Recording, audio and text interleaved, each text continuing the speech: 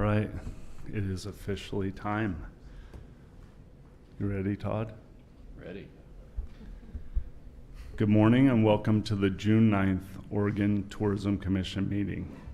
To everyone that has joined us here today in the Dalles, and to those joining through Travel Oregon's Industry YouTube channel, thank you for taking the time to be with us. Today's meeting materials, including the agenda and supplemental material, can be found on the Travel Oregon Industry website if you'd like to follow along. Commissioners, I'd like to acknowledge that in holding a meeting today, we met all public meeting notice requirements required by state law.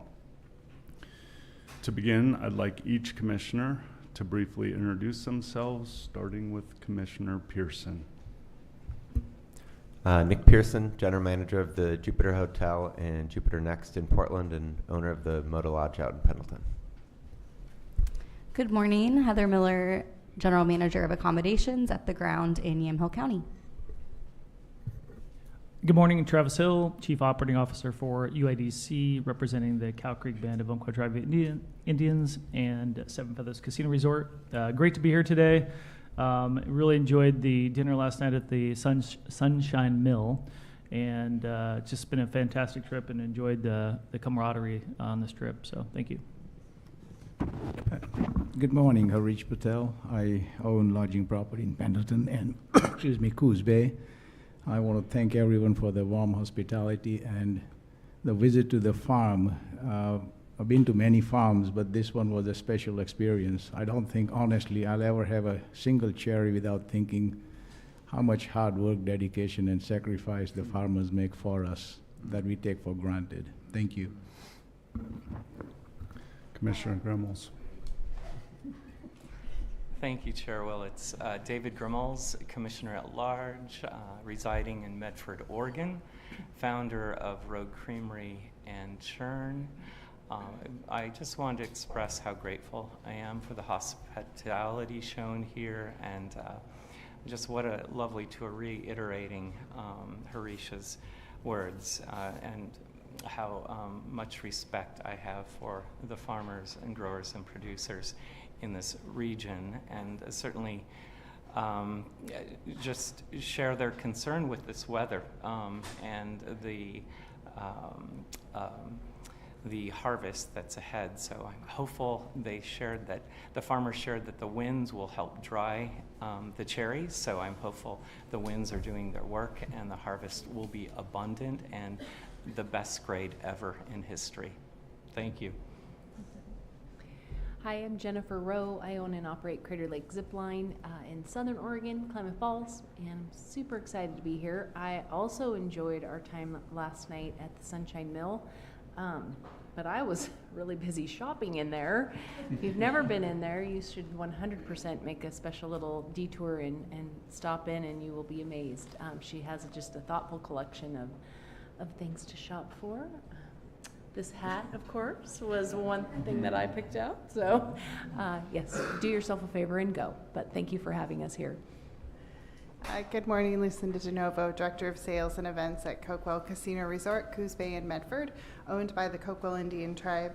I think everything that I would have wanted to say has been said, so I will say that I was especially excited to see those grapes, those old-fashioned 1970s grapes that I think my grandmother had at her house. So I would highly encourage, there's an amazing collection of antiques at the facility, so I would highly encourage everyone to go take a visit. So thanks. Yeah, thank you. Thank you, commissioners. A lot of the same thoughts here, but I did bring what we all do when we travel about this state, and we bring a little something home with us. I left my wife at home to come to this meeting, and she will have something from this region, and not just something physical. She'll have stories. And what we do when we attend these meetings in a unique spot is we create another story. And I'm a storyteller, so I go back and I tell that story to people in my town, and they're inspired to come to this portion of the state. And it has happened for 7 years for me. So there's a lot of tourism coming out of my mouth every time I return. And there is commerce happening from these meetings naturally, because there's inspiration everywhere we go in this state, and I'm proud of it. I'm also going to ask Matt, would you please come up here and just grab this and spread it around? This is what I'm taking home, a holder for strawberries that is ceramic and beautiful from last night at Sunshine Mill, and cherries from Sandoz Farm, and I am taking wine as well from, what was the name of that? Idiot's Grace. Idiot's Grace, which is a dark song that I'm gonna find on the internet. And everybody, please try them. They were picked that day, the day before. And then today we have an opportunity to hear comments from our partners. And if you plan to make remarks, please sign up on the sheet at the back of the room. And now it's time for chair remarks, and I jump right back into how I'm feeling about this community and this point in time. I have scripts so I can get things right. I write them out myself, and they're in my voice, but I have a lot of help polishing them because my voice is normally a spreadsheet voice. So I'm gonna go off the script right now because we're at a unique point on this commission and this point in time. And my chair remarks are more about my drive here today, because I wrote my scripts and I had them ready and I have everything prepared for today. And I had been here yesterday. I was driven out here with Kate B. I drove back with Matthew, and I knew where this place was, and I'm a map person. And I left, and I started thinking about staff and the natural concerns that they have right now in this time. And they're justified. It's an uneasy time. We're making big decisions. We're replacing an incredible person. The state, staff, everybody needs this to be the right thing. We did the right thing here. I think about Kate, who's waking up, Kate Sinner, who is waking up excited today. She wanted to be here. She's so excited for this. And yet she has a desire to finish out strong at her other organization because she loves it as well. And she's leaving it in better shape than she started with. I obviously think about Todd, who has been graceful through this and quite stoic. I think he's avoided these moments to a degree, but there's a lot of energy moving through you as well, and has been for a number of months here. I think about the commission, who's worked hard to get to this point and make a decision that affects the whole state. We really felt like this was a very serious decision. We played it by the rules. We did an incredible job with the extra steps, and you saw here yesterday the way we communicate. And it may seem clunky to the outside viewer, but we have a cadence to it, and we don't move on until everybody's on the same page. And it's worked, and it worked really well. I think about the industry, the people welcoming us to their region, to their town. They're vested in this as much as everybody else, and they play a role in this like everybody else as well. And then as I'm driving and I'm up to speed, I think about the cherry grower who spends 364 days preparing to harvest these cherries and will wait another 364 days to be paid for their crop. And they don't know what that crop brings to market. It's really a passion. Like all of us in the room today, they operate on a great deal of passion. They love their cherries. and they're counting on weather. And we heard yesterday it doesn't always go their way. And I was favorable as I'm driving down the road and my truck is moving to high level of breeze, a high breeze, that is going to blow the water off these cherries so they don't create cracks and they can actually sell them to market. Otherwise, the whole crop, it's a waste of time to pick them. They won't get the money at the market, so they waste an entire year. And that is passion. And then I looked over and I saw this beautiful building as I went by on the highway, missing my turn.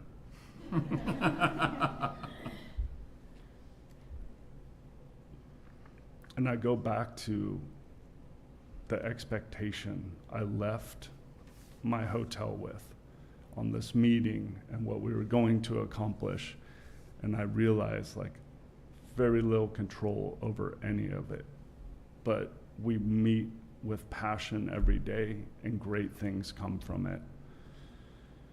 I had 14 more minutes to think of things. And I will tell you this commission did the right process and we hired the right correct person for this position to lead this organization for this state. She is amazing. She is infectious. She has incredible acumen. She is going to need help on the tourism piece. But if we know anything about this room, if we know anything about the regions we visit, there's nothing but passion. There's nothing but opinions. There's nothing but a desire to share those with somebody who's willing to listen, who doesn't have preconceived notions, who's a blank slate. She's going to be receptive to those. Reach out to her and help with the onboarding the best you can.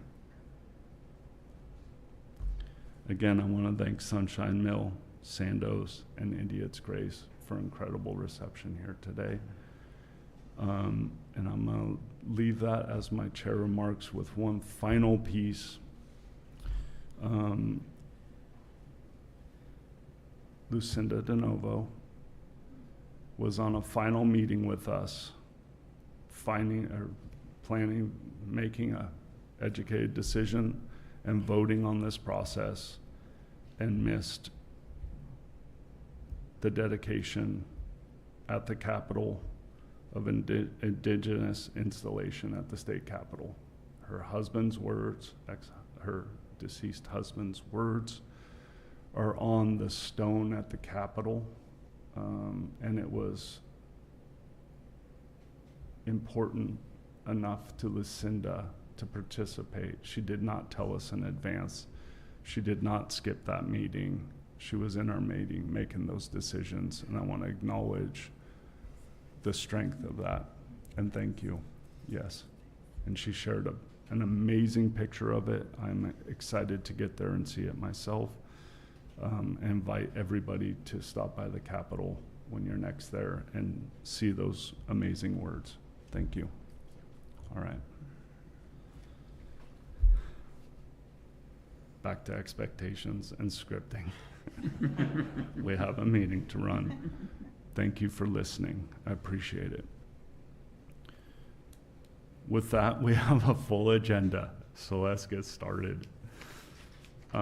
It's my pleasure to ask Ithaca Jansen, Regional Tourism Coordinator for Experience Mount Hood in the Gorge, and Lynn Cox, Tourism Director for the Explore the Dalles, and soon to be the Dalles Chamber of Commerce CEO, to join us today. Thank you both for being here.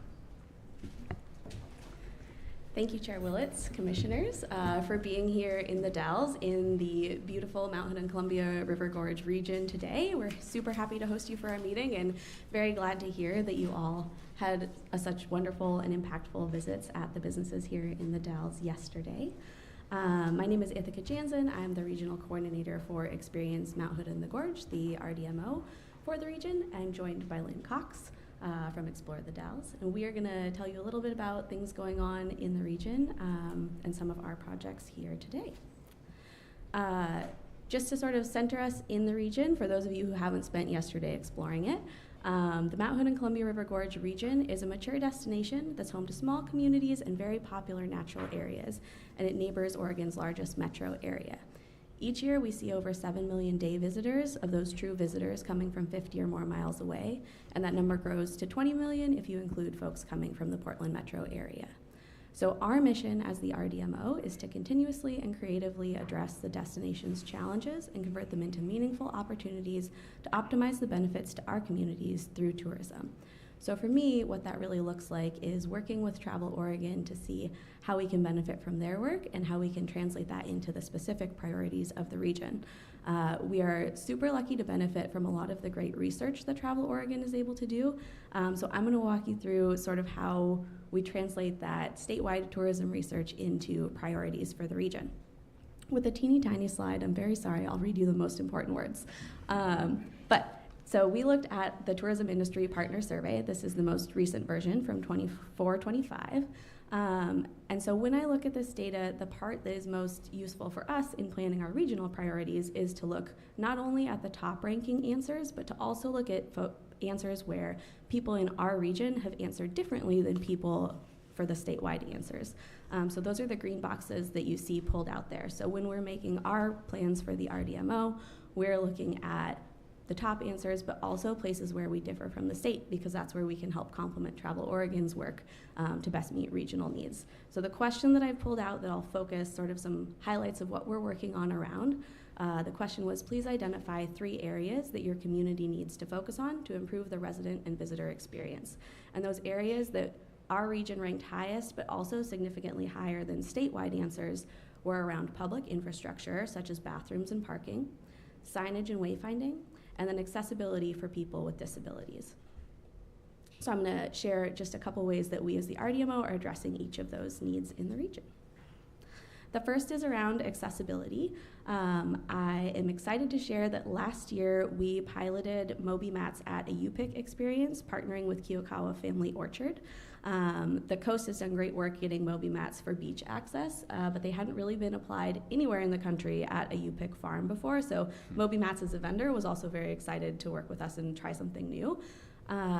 The outpouring of support from the folks at Kiyokawa and their visitors was incredible. They started calling it their Yellow Brick Road, which I really love, because not only did it create those ADA parking spaces and pathways out into the orchard for people who had mobility needs, also visiting an orchard can be kind of overwhelming if you haven't been there before to know where you're allowed to go, where you're not allowed to go.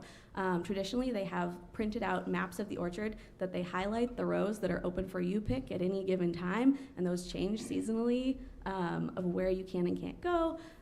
It's harder for folks with like language barriers to get those instructions and feel confident about where they can and can't go on this property that also houses the workers at Kiyokawa Orchard and the Kiyokawa family. So having that yellow brick road of the Moby Mats allowed everyone to feel more confident exploring the UPIC orchard. So we piloted that last year, and the mats will be rolled back out for the summer and fall season again this year at that site. We are also investing in the Hidden Disabilities Sunflower Training and providing that for free to any tourism-facing business in the region. So far, we've had participation from DMOs, chambers, volunteer groups, heritage partners, recreation sites, and state parks and U.S. Forest Service who've used it for some of their seasonal staff onboarding training. So that's been a great way to make sure that we are welcoming to folks with hidden disabilities as well as mobility needs throughout the region. Our next top category was around public infrastructure. This announcement is hot off the press. We sent out a press release about 10 minutes ago that we have officially awarded our Strategic Investment Fund grant program. We, this year, decided to make $120,000 available for the 25-27 biennium, so it is an every 2-year program for us. As you may know, we are mandated by statute to put 10% of our RCTP funds toward our Strategic Investment Fund. $120,000 represents more than that mandatory 10% because we knew that this was a very high priority for us in the region and that those infrastructure projects tend to be more expensive investments. We received 18 applications for our program, totaling $799,000 in asks for that $120,000 in funding that was available. So really showing the need and demand for these types of projects in the region. And I will share just a quick snippet of the 6 projects that we awarded and what they will do. So the first is bike rack installation at Hole in the Wall Falls on the Historic State Trail. The Historic States Trail is a huge bicycle and pedestrian asset that currently doesn't have any bike racks available, which leads to use conflicts and environmental degradation of people tossing their bikes on the side of the trail because that's the only place to put them. So this will install 3 bike racks that will help address those problems. We're also investing in the Sandy Parks and Trails visitor access and wayfinding improvement that will install gateway signs and trail wayfinding signs at 5 city parks around the community of Sandy and really create that connection between their downtown area and parks infrastructure along Highway 26 on Mount Hood. We're also funding the Mosier Confluence Park infrastructure, connecting Mosier's downtown Main Street to the Confluence Park, where they've invested in building a parking lot and a new skate park. So being able to connect that to other trail systems, as well as provide safe access to the waterfront there, and create a creek viewing platform. We are funding paving of the parking lot at Herman Creek Cove outside Cascade Locks. That parking provides access to the Easy Climb mountain bike trails that have received a lot of investment and new excitement around a mountain bike asset suitable for beginners, as well as water access at that site. We'll be funding the creation of the Gorge Audio Trails at Sharon Nesbitt Heritage Park. I think that their grand opening is in a couple weeks for the Heritage Park, and creating some audio stories there featuring the voice of Sharon Nesbitt, who we are very lucky to currently still have with us, and capturing her stories while we have the chance. And then lastly, in Hood River, we'll be funding improvements to Wild Wind and Water's dock site. Fiona Wild of Wild Wind and Water won the Rising Star Award at the Travel Oregon Governors Conference this year, and they provide incredible youth and visitor wind sports programs out of Hood River. So those are our 6 projects that received funding after a review of our grant program that we're super excited to be able to provide some more access to our outdoor recreation assets, increase and enhance some parking to mitigate some of the use issues that we see throughout the region. And then the last priority that I want to share with you is around signage and wayfinding. We as Experience Mount Hood and the Gorge are undertaking a regional wayfinding strategic plan that will happen over the next year or so. This differs from sort of your standard tourism wayfinding work because we're not actually creating and designing the signs. What we are doing is hiring a firm to do a gap analysis of existing signage as you travel throughout the region with some priority recommendations that then we'll have a phase 2 that we can help to start implement some of those places that additional information is needed without us dictating what that actual signage design looks like. The process will involve community engagement plus an on-the-ground assessment where the firm comes out and travels throughout the region and says like, oh, a sign here would really be helpful. This project has 3 main priorities. The first one is directing visitor flow, specifically connecting our travel corridors, since there are significant travel corridors throughout the region with those amazing small communities along the way, encouraging economic impact to those communities from travelers passing by. The second priority is to enhance navigability and safety. This really focuses on partnering with disaster management evacuation plans, particularly connecting more rural recreation areas back to those major corridors in areas that don't have cell phone service. The Google Maps doesn't work for visitors, making sure that they have the signs that they need to get around and back to major thoroughfares, especially in cases of emergency. And then our last priority is strengthening regional identity. The Mount Hood and Columbia River Gorge region is geographically the smallest region, and so we work hard to make sure that when visitors come out to the Dalles, they know that they can take a beautiful trip up and around Mount Hood and really have those 2 assets of the Gorge and Mount Hood feel connected and feel like one experience as visitors are traveling through the region. So those are my 3 main topics that I have to share with you today. Very excited for some of that work we have done, are working on, and are looking forward to in the future. I'm now going to pass it over to Lynn to talk specifically about some of the work that the Dalles, Explore the Dalles, and the Dalles Chamber are doing here. All right. Thank you. Go ahead. All right. Welcome and thank you for spending time in the Dalles. I'm glad to hear that everybody enjoyed Sandoz Farm and Sunshine Mill and the winery talk, along with Eileen and the farmers market. So they're doing some amazing things. It's wonderful. So by now, I have a really loud voice. By now, you have already had a chance to experience a piece of what makes the Dalles unique. We really do have a unique place here. It's amazing, it's beautiful, it's really a great spot to be. What you've seen really reflects how we think about tourism in the Dalles. We aren't simply promoting places to visit, we're helping connect visitors with people, the stories that they have, the places and the experiences that you can have here in the Dalles.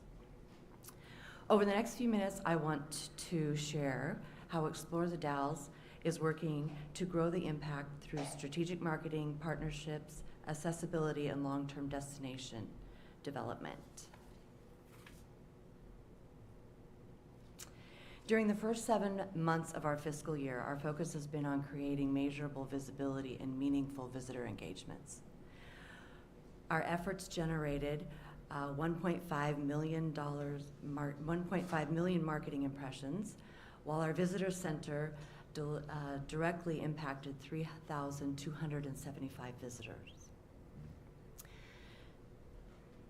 We also saw online search visibility increase by 110% year over year, which tells us more people are actively discovering and researching the Dalles as a destination. And through targeted digital campaigns, we estimate more than 5,244 visitor trips generated directly from our efforts here. For us, success isn't simply reaching people. It's moving potential visitors toward choosing the Dalles.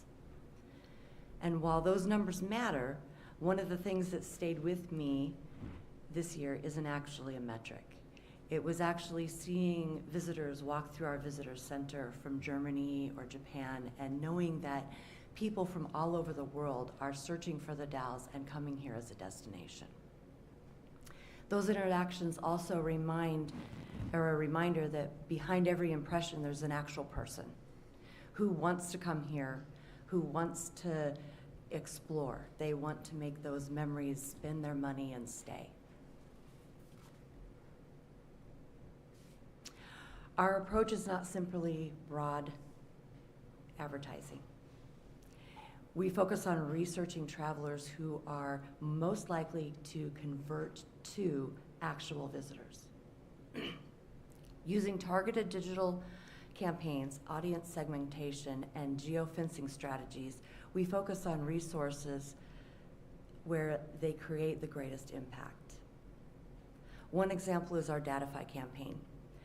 We spent approximately $5,000 on a spring campaign this year, and we generated an estimated community impact of $913,000 for our community. The campaign also generated an estimated 5,244 visitor trips and more than 9,500 visitor days. For us, the goal is not just impressions. The goal is creating a measurable movement where awareness and visitation and community move to community impact. Tourism for us extends beyond marketing campaigns. It also is about supporting the experiences and opportunities that strengthen the community itself. During this period, Explore the Dalles awarded 8 tourism marketing grants to organizations that produced visitor-generated events. Those efforts focused on attracting out-of-area visitors, encouraging overnight stays, and activating the shoulder season travel. That support helped strengthen events ranging from the Northwest Cherry Festival, large music events, and unique experiences like the Witches Walk and the Neon Cruise and Car Show. Because tourism isn't simply about bringing people into a destination. It's about creating experiences and that benefit visitors, businesses, and the community. As we think about the future of tourism, we also think about who we're creating those experiences for. Our team completed the Certified Accessibility Leader Training through Travelability, and Explore the Dalles is now recognized as a Sunflower Support Organization for Hidden Disabilities in partnership with our DMO and Travel Oregon. For us, accessibility isn't simply a program or a checklist item. It's part of how we think about destination development and visitor experience. The goal is to ensure that more travelers feel welcomed, supported, and are able to fully experience what our community has to offer. As we look ahead, our focus remains on thoughtful and sustainable growth. We continue exploring opportunities for long-term tourism strategy development, supported by research and visitor insights. We also expand digital storytelling by partnering with our local businesses to share the people, the stories, how they became here and what they're doing. And through ongoing partnerships with Travel Oregon and regional organizations, local businesses, and our community partners, we're continuing to strengthen how we position the Dalles as a destination. Our goal isn't simply growth. It's creating a destination experience that remains authentic, welcoming, and sustainable for the long term. In the Dalles, visitors can find open landscapes, room to breathe, fewer crowds, as you guys all experienced, and the opportunity to slow down and really connect with the people and the place. Sometimes that shift opens up the door to history, or agriculture, outdoor recreation, local stories, and experiences that feel distinctly different while still being part of the gorge. We have begun building the foundation for long-term destination development and identifying opportunities that strengthen visitor experience while supporting local businesses and community vitality. The opportunity ahead is not creating vision.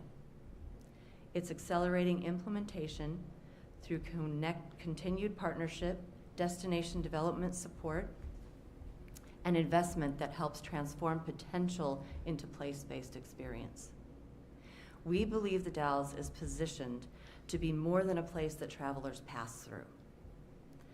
With intentional collaboration, we have an opportunity to encourage longer stays, deeper exploration, stronger economic impact across the region. Our goal isn't simply to attract more visitors. It's to create a destination experience that encourages people to stay, connect, and return. Thank you again for being here and for taking the time to experience our community firsthand. We loved having you here. Today, you've seen only a small piece of what makes the Dalles special. What continues to inspire us in the tourism here is not just bringing people to a place. It's about connecting them with the people, stories, and experiences that make this community authentic. We're grateful for our partnership with Travel Oregon and for the opportunity to continue building a destination that is welcoming, sustainable, and rooted in community. Thank you, and welcome to the Dalles. Thank you so much. Commissioners, any comments, questions? Lynn, I just wanted to, as you were talking, I was thinking about my experience in your community, and Chair Willits mentioned that when we leave a community, we know more about it and we talk about it. And one of the things, we've talked a lot about the farming and the agriculture, but one of the things I was struck by was the passion around the farmers market that you have here. That's every Saturday, I think now through October. And the fact that if we all shop at a farmer's market, I think 72 cents of every dollar goes back to that farmer. And just how important that is. The wonderful programs that you have at the farmer's market that help their SNAP benefits. And so kids are getting fresh vegetables and fresh fruit. All of these things, again, the visitor gets to experience, but really enriches the community. And so I just want to say thank you. This was such an educational, you're absolutely right. It's quiet.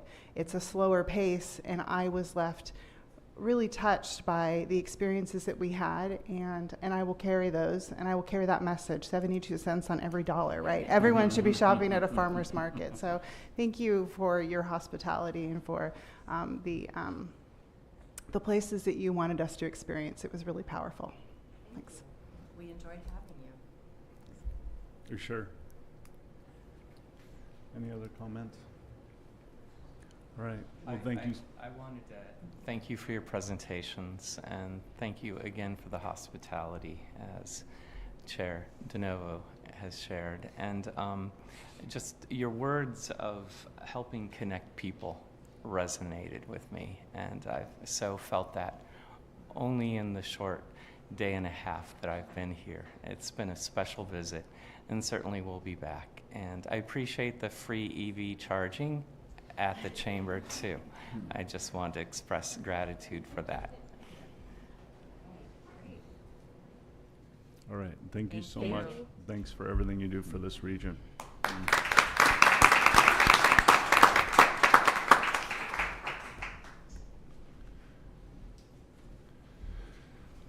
On Thursday, May 21st, the commission meeting notice was posted to the commission meetings webpage. Notice was sent through our industry communications, and a link to the meeting agenda was posted. The tourism industry is an economic driver for every corner of the state, and today is one of the many opportunities for us to hear directly from our partners about their experiences, thoughts, and insights about Oregon's travel and tourism industry to inform our work. We are going to, at this point, yeah. We did not receive any advance public comment, but I do want to open this up at this time. If anybody has written a name down to speak, okay. Does anybody have any comments, public comments? All right, we're moving on. I should have looked to Matt originally.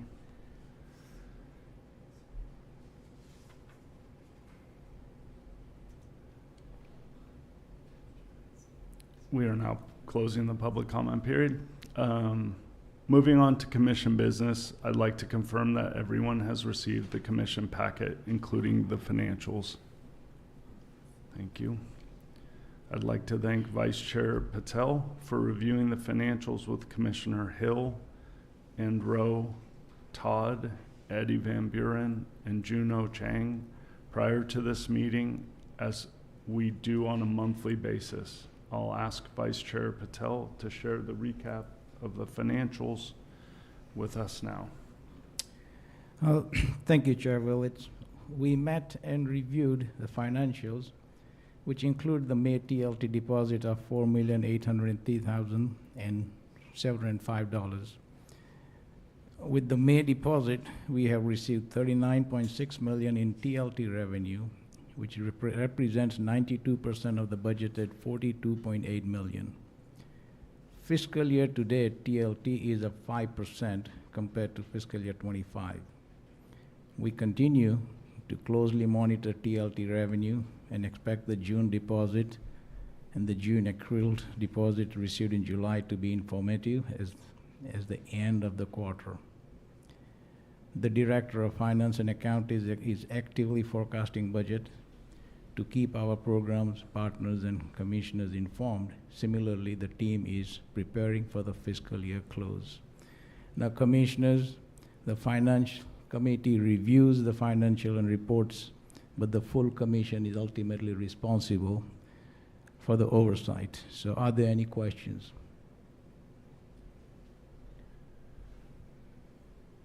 I have one question. Yes, sir. How does the end of year look? We're at 92%. We have one more payment coming. Is Juno forecasting that we're gonna meet or exceed budget? Juno is doing a great job. I can't describe how he does it, but he's a magician. Yeah. Thank you. Does that answer your question, sir? Will we meet or beat budget? I think we will beat. Okay, thank you. Yeah, if I can just add, Harish, I'm not looking at the document, but aren't we going to be over about 400,000? Was that what we're projecting? That is correct. Yeah, okay. Thank you. So for the record, we're going to exceed budget by 400,000. Is that what I'm hearing? Okay, great. Thank you. Projections. Projections. Thank you. I'm just leaving it going, that's a forecast.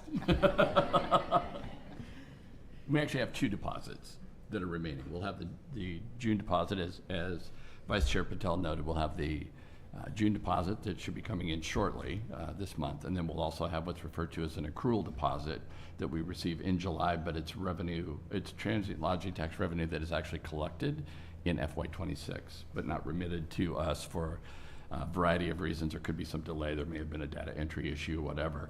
There'll be a final deposit in July that is attributed back. So there's actually 2 deposits still to go. So the forecast is sunny and warm. Could be triple digits on Monday. Thank you. Thanks, everybody. Moving on to the next topic, we'll return to Vice Chair Patel for governance recommendations that were prepared for this commission.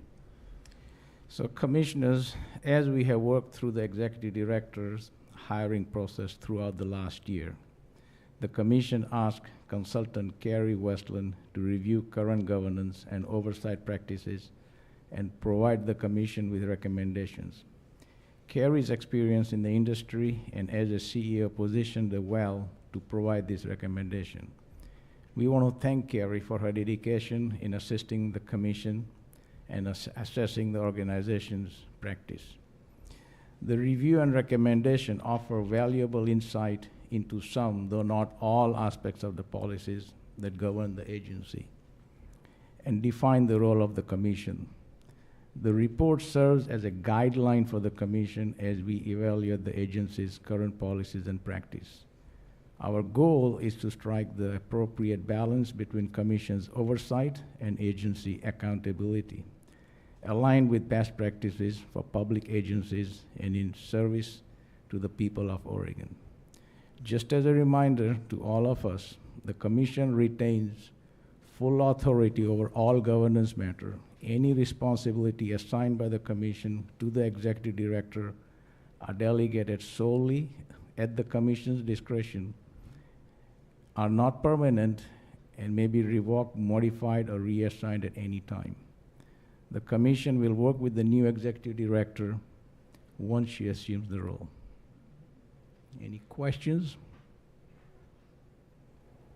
I wanted to just call out and appreciate the work that Carrie has done and really outlining and putting clarity to the roles, ensuring a comprehensive control and governance. And I just wanted to add that I think we have an opportunity to include language of sustainability and equity measures within this definition and process. So while we review the rules of the governance and policy recommendations, I would like to ask that the commission further equity and sustainability within the organization related to HB 3409 and also HB 4161,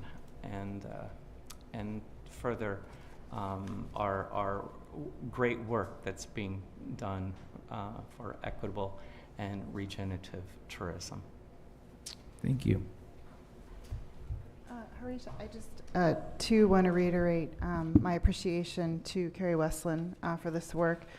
Governance has been something that we have been focused on for a few years now, and so I'm happy for these recommendations. I'm happy for this commission to delve into looking at some of the suggestions with the next executive director, and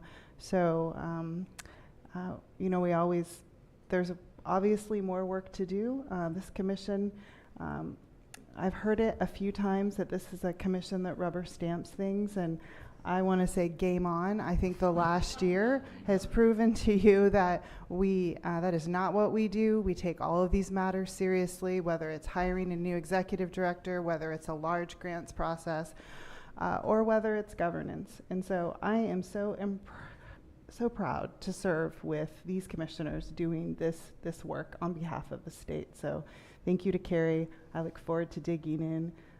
And September will be here before we know it. So thanks, Harish. Thank you. We all feel the same. Thank you.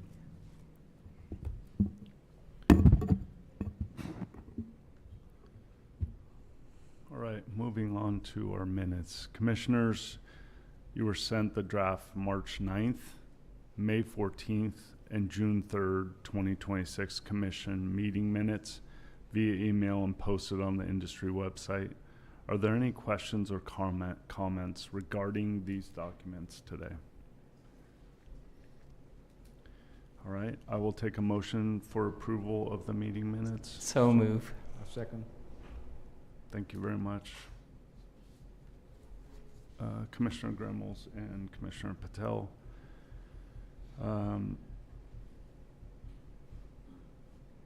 All right, all those in favor of approving meeting minutes as posted or as received, please say aye. Aye. Any opposition? The motion passes. Thank you. The March 9th, May 14th, and June 3rd, 2026 commission meeting minutes are approved and will be posted to the Travel Oregon Industry website. Yesterday, we heard from the staff of the Willamette Valley Visitors Association as they seek to continue their status as the designated regional destination management organization for the Willamette Valley. Are there any comments or questions before the vote? Thank you. I will take a motion to extend the designation and contract with the Willamette Valley Visitors Association as the Willamette Valley RDMO, a 7-year designation starting July 1st, 2026, and comprising 3 2-year contracts conditional on midpoint review by the Oregon Tourism Commission. So moved. Seconded. Thank you.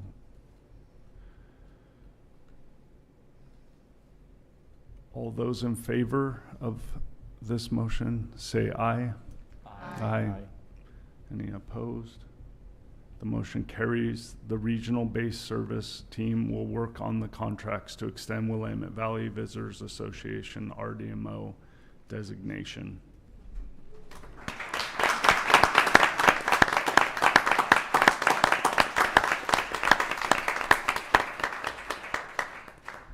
And thank you for all that work.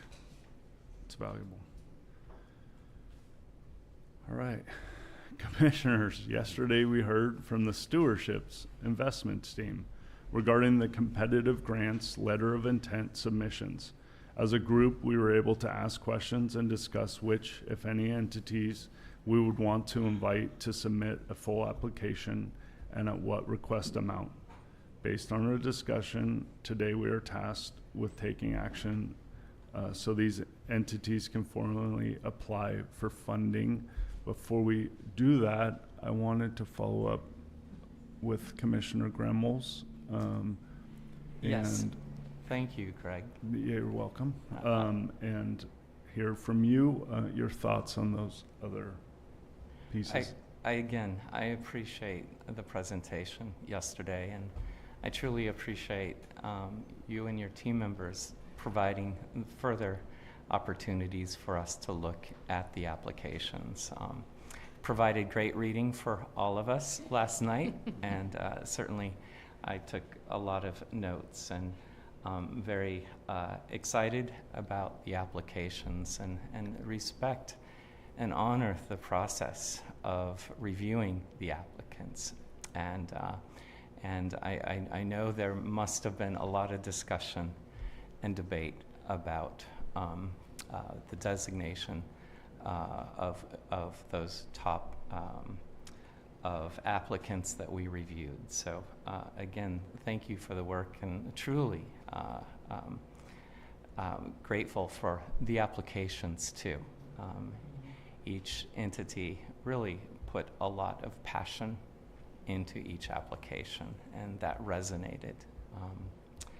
And so with that, commissioners, I'd like to propose that we recommend the following: the Oregon Coastal Trail at 1.65687, the Oregon Shakespeare Festival at $1 million,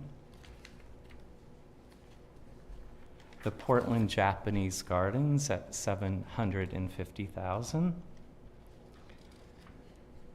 the Friends of the Chateau and Caves at $500,000, and the Port of Portland at $500,000.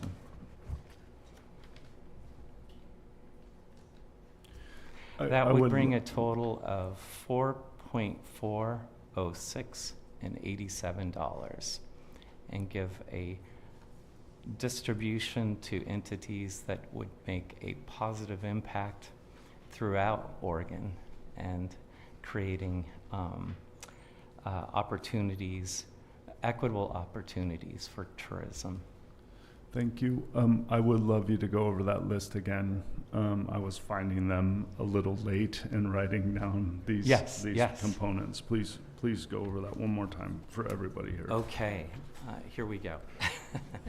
I recommend the funding of the following: the Oregon Coastal Trail at $1.65687, the Oregon Shakespeare Festival at $1 million, the Portland Japanese Gardens at $750,000, the Port of Portland at $500,000, and the Friends of the Chateau and Caves at $500,000, for a total of $4.40687.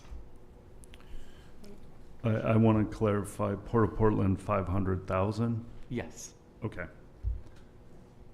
Commissioner Grimmels, I do want to just make sure that there's clarity around, this would be an invitation to allow those entities to apply for funding at that amount. So I just Yes. okay. Thank you. Yeah, So,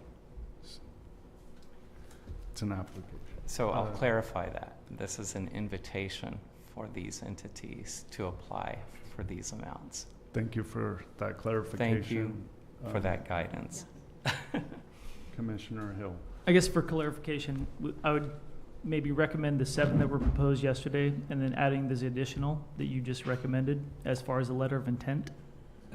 Say one more time, So, Commissioner. as far as the initial proposal yesterday with the 7 that were with the letter intent that was proposed yesterday, and then adding these additional for consideration of the letter of intent, and then that would begin the review process. Is that not the case?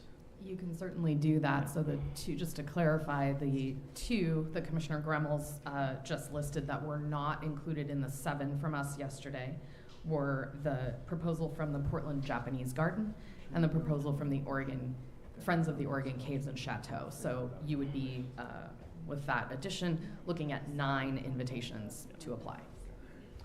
Right, so David, you're attaching amounts to some of these. Was that part of the driver of your thinking? It was, yeah. And so, again, an invitation to those applicants to participate in this funding, knowing that we have a $5 million budget available to us. And so I, with intent, was reviewing the applications and looking at an opportunity to equitably distribute grant funds throughout the state, making a positive impact.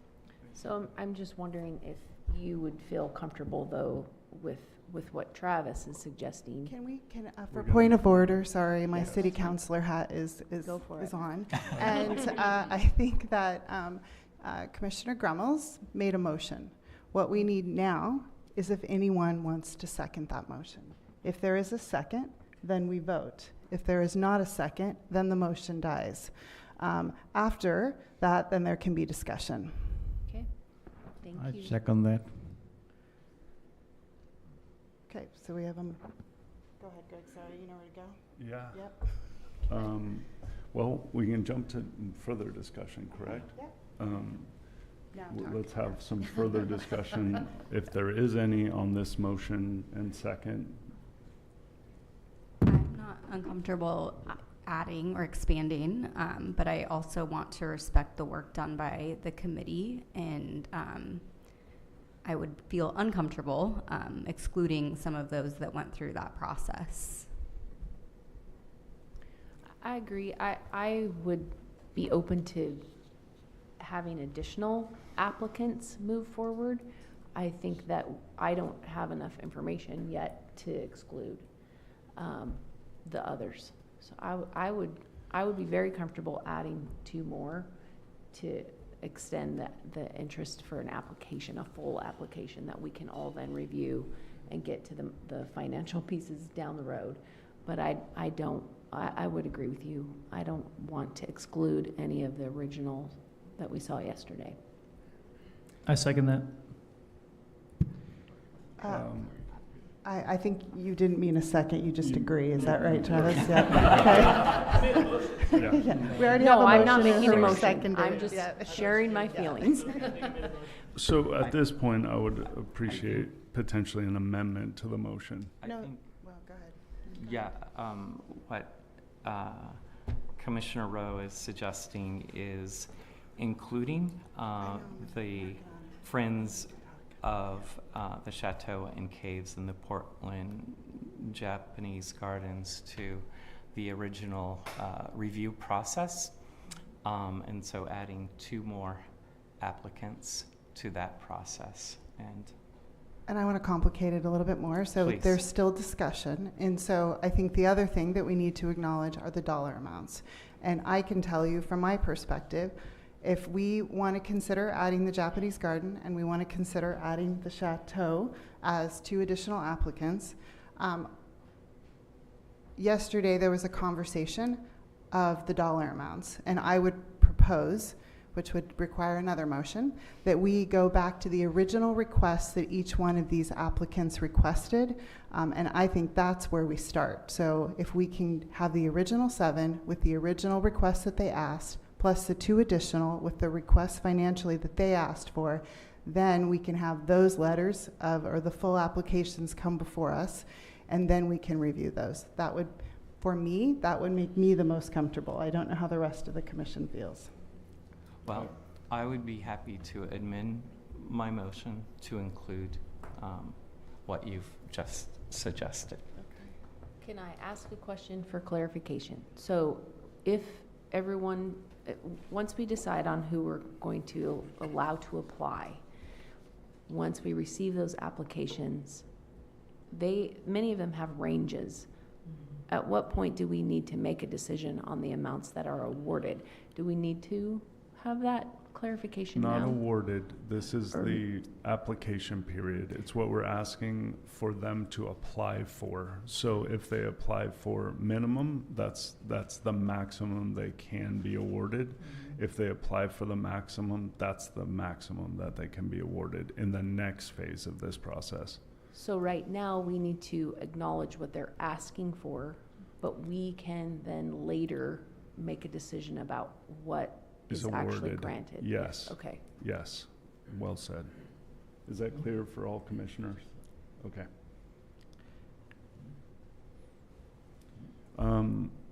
I need to clean up the motion and amendment here. Yes. So the motion would include the original applicants. Yes. In addition to the Caves and Chateau, as well as the Japanese Gardens. And for for review. clarification, Japanese Garden at $750,000 because we don't have it right in front of us, and the Chateau at $500,000. I would also ask for clarification on that amendment, Commissioner Gremmels, on going for $5 million on the Port of Portland. I believe you had $1 million on Oregon Shakespeare Festival. And we would need to clarify Fly Salem Foundation. Chair Willetts, may I ask a question? Pretty please. I think it would behoove us at this point, if Commissioner Gremmels trusts me, that we call for the question and see what happens, and then we fix this motion to a brand new motion. So we have a motion and a second with Commissioner Gremmels' original request. I say that we vote on that, and then if that doesn't pass, then we can prepare a new motion. And I would be happy if Commissioner Gremmels was comfortable with that, making that motion. I'm happy to make that motion. Okay. And Commissioner Patel seconds that. We have Sarah saying something. So we have a motion and a second on the table. Yeah. May I ask All to call those- for the question? Call for the question. All those in favor say All those in favor say aye. Is this the original motion? This is the original Orig- motion. Okay, original motion. Great. All those in favor say aye. Aye. All those opposed say nay. Nay. The motion fails. Sorry. You ready for the next one? Yeah. And I would like to make a motion, if the commissioners would consider that we review the applicants that were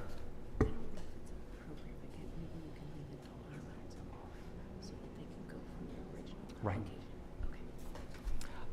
The applications that we reviewed yesterday, in addition to the caves, the Oregon Caves and the Chateau, as well as the Japanese Gardens. At the original amount At they requested. The original amount that each applicant has requested. Second. There is a range there, and there is a secondary vote on the actual the asked amount, the requested amount. So let's concentrate on the primary vote first, naming applicants we wish to have apply for the large grant, and we can name those if you don't mind naming those, David, in your motion. So the applicants are the Corvallis School District, Yes. the Eugene Airport, Yes. Fly Salem Foundation, Yes. the Oregon Coast Trail, the Oregon Shakespeare Festival, the Port of Portland, and Warm Springs Community Action Team, the Friends of the Chateau and the Oregon Caves, and the Portland Japanese Gardens. Thank you so much for clarifying that. In your motion, do we have a second to his motion? Harisha seconded. Any further discussion on the named letter of intents we hope to ask for application to this process?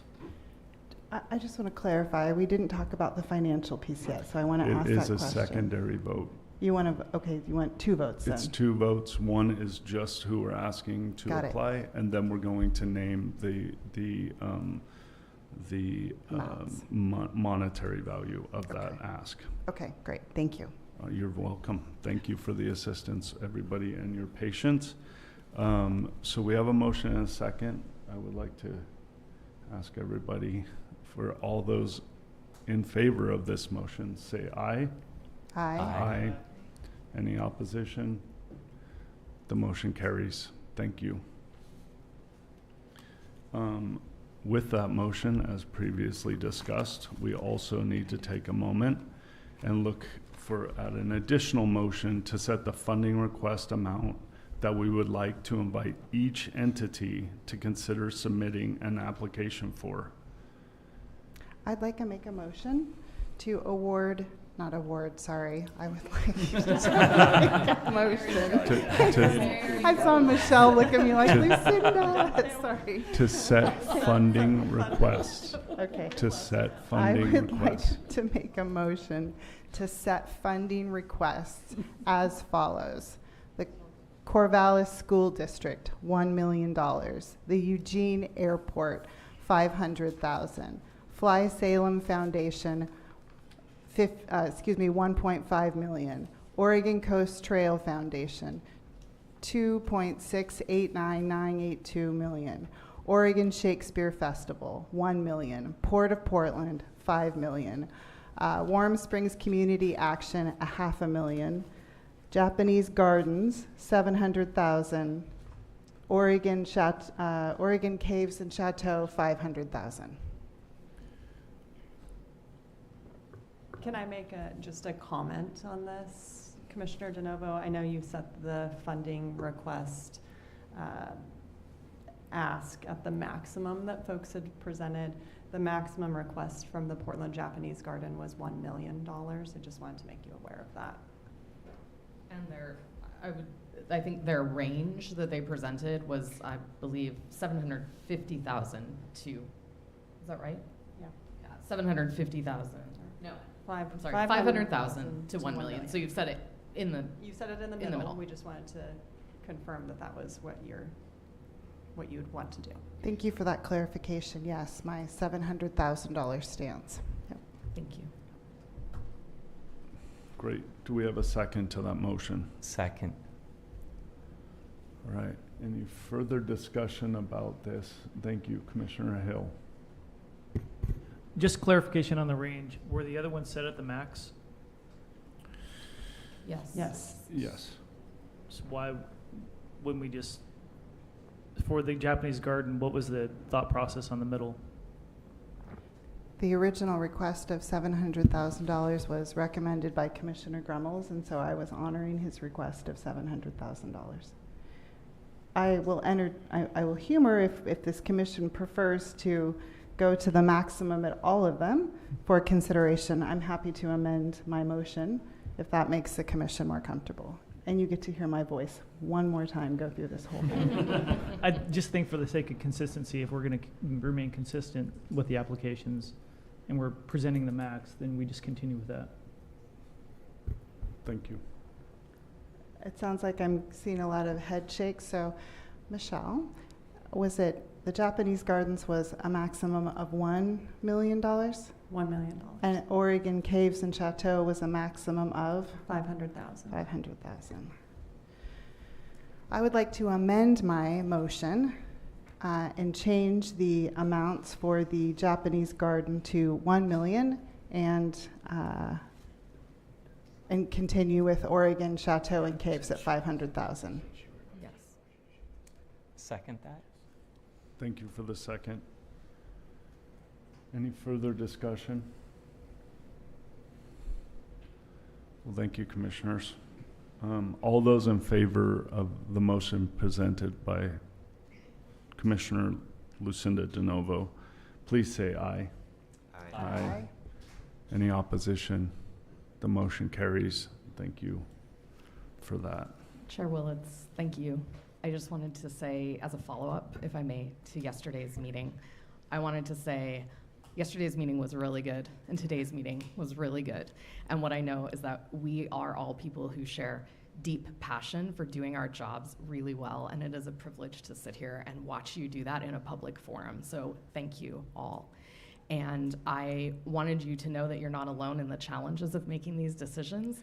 You heard yesterday from the Willamette Valley Visitors Association that the Grantsmithing 101 workshop that Dawn and I deliver, this is exactly what participants grapple with in that workshop. So you're in very good company.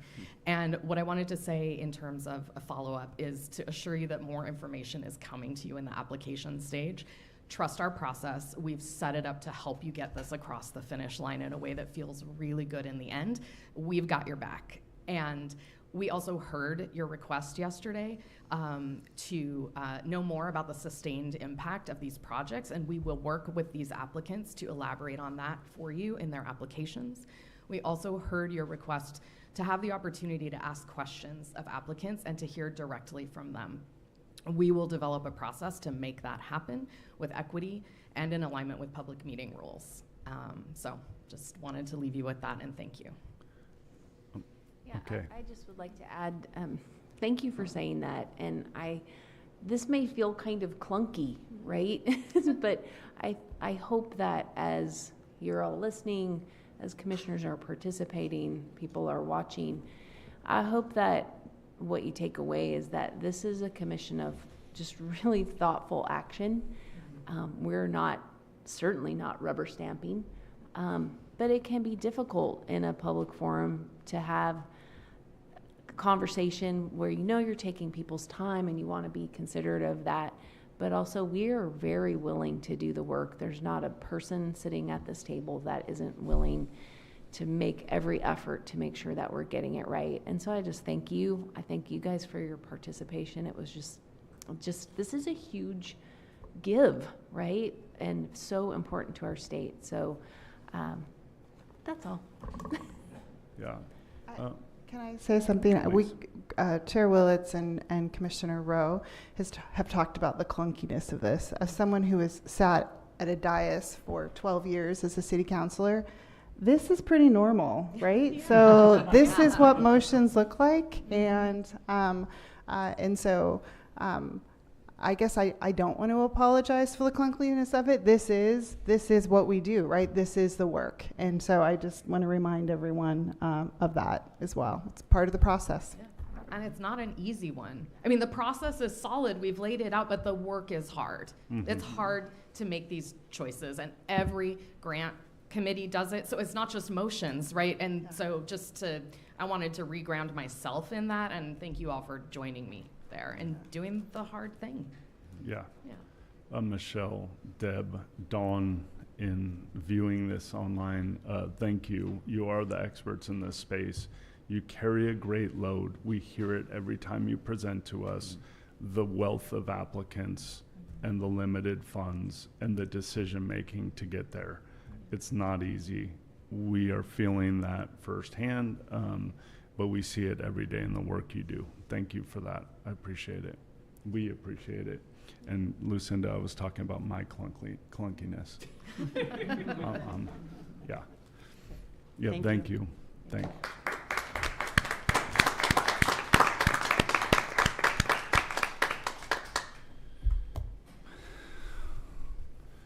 All right, this is also a key moment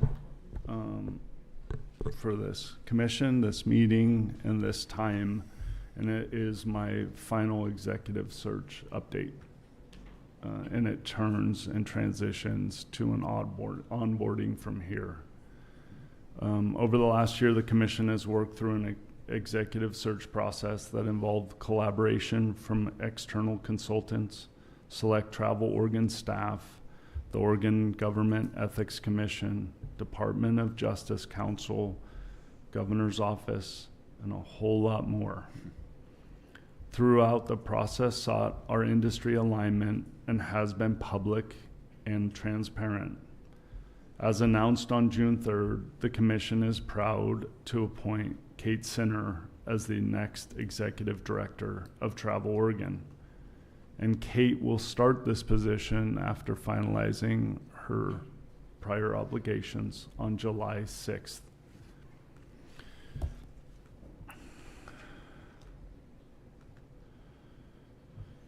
And some have noted that Kate does not come from a traditional tourism background, and that's a fair observation. However, when you look at her experience with entrepreneurship, economic development, stakeholder engagement, consensus building, legislative process, and expanding access to resources and capital in underserved communities, you begin to see how closely those skills align with the work we do every day. Is at its core about building partnerships, creating opportunities, strengthening communities, and bringing people together from all around a shared vision.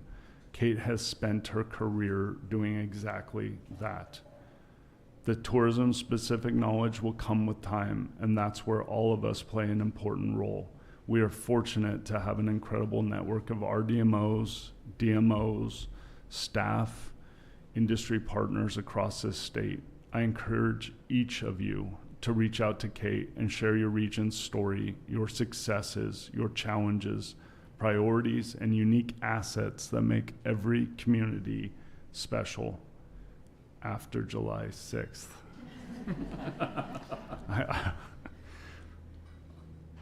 Of all the things that could be missing from a leader's toolbox, this is one of the easier to address, in my opinion, commissioners' opinions. We have experts around the state with a wealth of knowledge, so please share it. What Kate brings is far more difficult to teach, a proven ability to lead, collaborate, listen, and deliver results.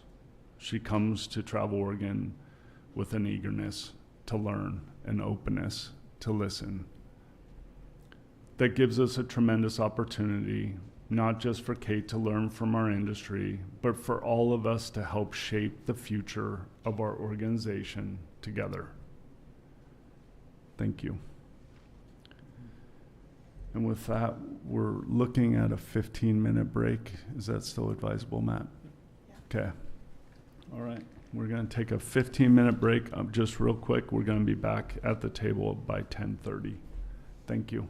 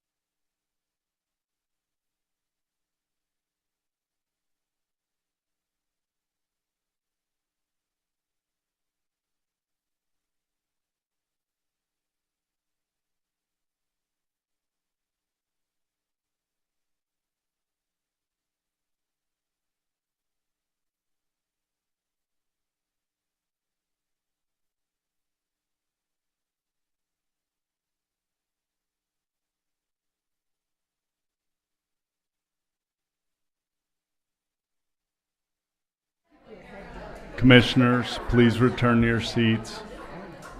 We're going to get started here in a minute.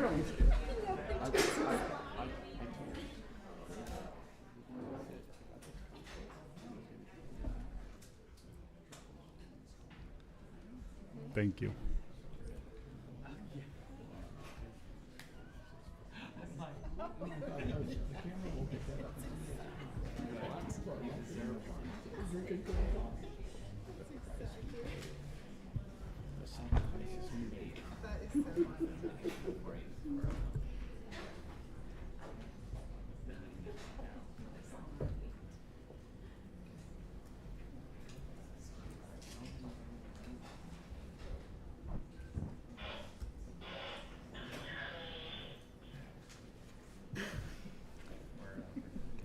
All right. Well, thank you. We're reconvened here. We will now begin the staff presentation portion of this meeting, and I will now turn this meeting over to Todd for reports and updates. All right. Thank you, Chair Willits. I guess one typo I didn't catch in your annotated agenda is it should be report and update, because our first and our last report and update to you today is before you today. It's on our State of Ore advertising campaign, the current campaign that's in market. And we have joining us today to present Kelda Schmidt, who's our marketing services manager, and Wade McCarthy, who's our paid media manager. And they're going to provide you with an update on how the current campaign is performing and some ideas about next steps. So with that, I will turn it over to you, Kelda and Wade. All right, thank you so much. It's a pleasure to be in front of you today. And I am very, very excited to share the recap of the State of Ore campaign with you. So I'm going to present with my colleague, Wade McCarthy, as Todd just introduced, and we'll guide you through a recap of from production to our initial results of our latest brand campaign. But before I dive into all the good stuff, Wade would like to offer a community agreement. Thank you very much for having us here today. Again, we are super excited to be here and present the wonderful information you're about to hear. But as is tradition in Travel Oregon, when we have a bigger meeting or if we're doing a cross-functional meeting, we will provide a community agreement. And for people who may not have this tradition in their organization, I'm just going to read for verbatim what a community agreement is. So community agreements are intended to help us invite one another into community and navigate conflict while remaining in community. Remember to meet people where they're at, not where you want them to be or where you think they should be. So today's community agreement, generally we make a statement and then we present examples of this in real life. And I found it very fitting before we do this presentation to offer up step back, and create space. This is the agreement as we agree to express ourselves and participate in discussions, but also to step back and give others a chance to step forward. We want to create space for all voices to be heard. Step up. So we work with Wieden and Kennedy because they're fantastic, but I can tell you that the State of Ore idea is not the first idea that they presented us. In fact, it's not even the fifth. Okay. Step back. In June, Katie came before this commission and said that instead of the regular cycle of starting our brand campaign in September, we needed a bit more time. We have some other things in the back. We're going to celebrate Accessibility Verified. We're going to build up all the mechanisms we need to have a robust, always-on campaign. And then we will have our brand campaign start in February. That was the presentation. And luckily enough, that created just enough space to get us from the initial concepts all the way through with feedback from our partners, from our internal team, to create what we're going to present to you now. So I think that that is super important to realize that because we were able to step up, step back, and create space, that the State of Ore campaign has created, and in fact, it would never have been created. Looking back from my own perspective, without us taking that initiative to step up, step back, and create space. Thank you, So Wade. with that, I give it back to Gilda. Thank you, Wade. Okay, so let's get into it. When we launched this campaign, we set out to show something simple but powerful. Oregon isn't just one thing. It's many things, and those things work together to create a richer travel experience. We positioned Oregon as the state of OR, where contrasting experiences coexist in harmony, and to invite travelers to not choose, but to feel, think, do, be, taste, all of it. With that foundation in mind, let's look again at how this campaign delivered on those promises and what comes next. So we brought the work to life through a beautiful 60-second anthem film that set the emotional tone, 3 15-second films that spotlighted distinct contrasts, still photography that captured all of those moments in between, and a web experience that let visitors mix and match their own contrast as they plan their trip. I'd love to take a moment to revisit these 4 films.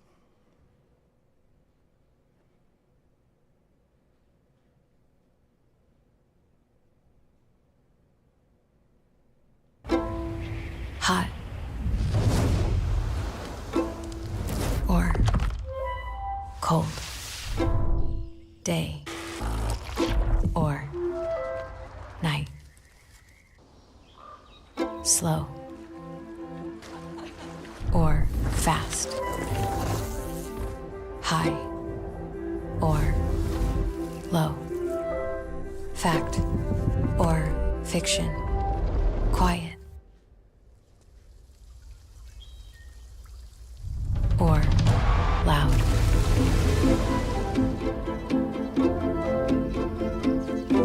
There's another red tree. Are you ready?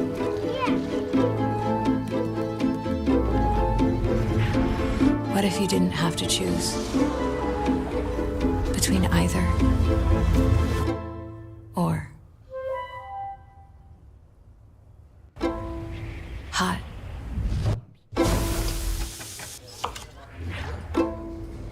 fresh or fresher. In Oregon, you don't have to choose.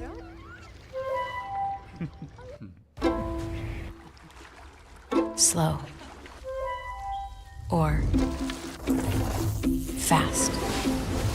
In Oregon, you don't have to choose.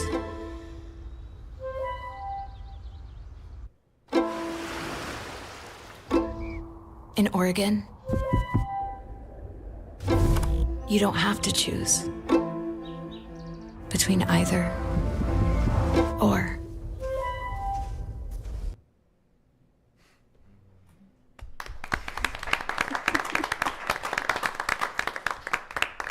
I don't want to cry in public meetings, but I cried.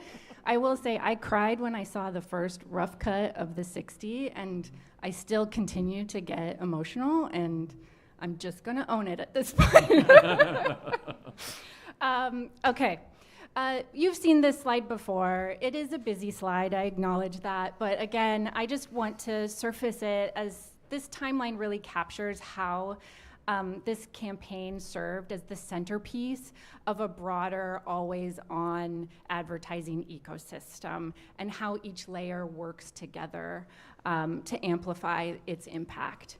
The State of OR created a big inspirational moment, successfully connecting consumers and potential visitors to Oregon. Through compelling storytelling, it drove awareness, built an emotional connection, and it increased engagement. Always-on marketing sustains momentum between the campaigns by keeping our voice present and preserving visibility. It maintains consistent messaging, captures interest through search and social, and nurtures audiences ongoing. So campaign-driven awareness and emotion convert into repeat visits and measurable site engagement. And this timeline shows the specific campaign flight from February 8th to April 26th, which each bar representing when specific platforms were active. So you'll recall we launched the anthem during the most viewed Winter Olympics ever. And then we sustained that through national and local TV placements, online and streaming TV platforms, social, and search.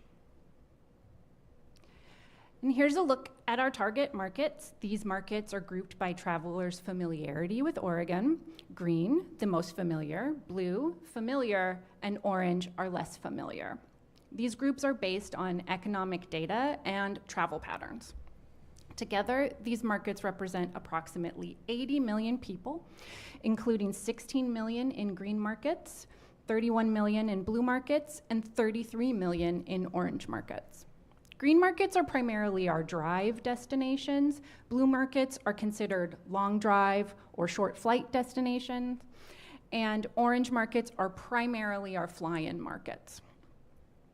Campaign investments are focused on the blue and orange market groups to expand Oregon's reach among potential visitors. The State of Or and Always On campaigns were coordinated to build awareness, provide trip planning information, and encourage travel during the peak summer planning season. Market priorities will be reviewed and updated again next fiscal based on economic conditions and travel trends, and also include the potential impact of higher fuel prices on and travel impacts.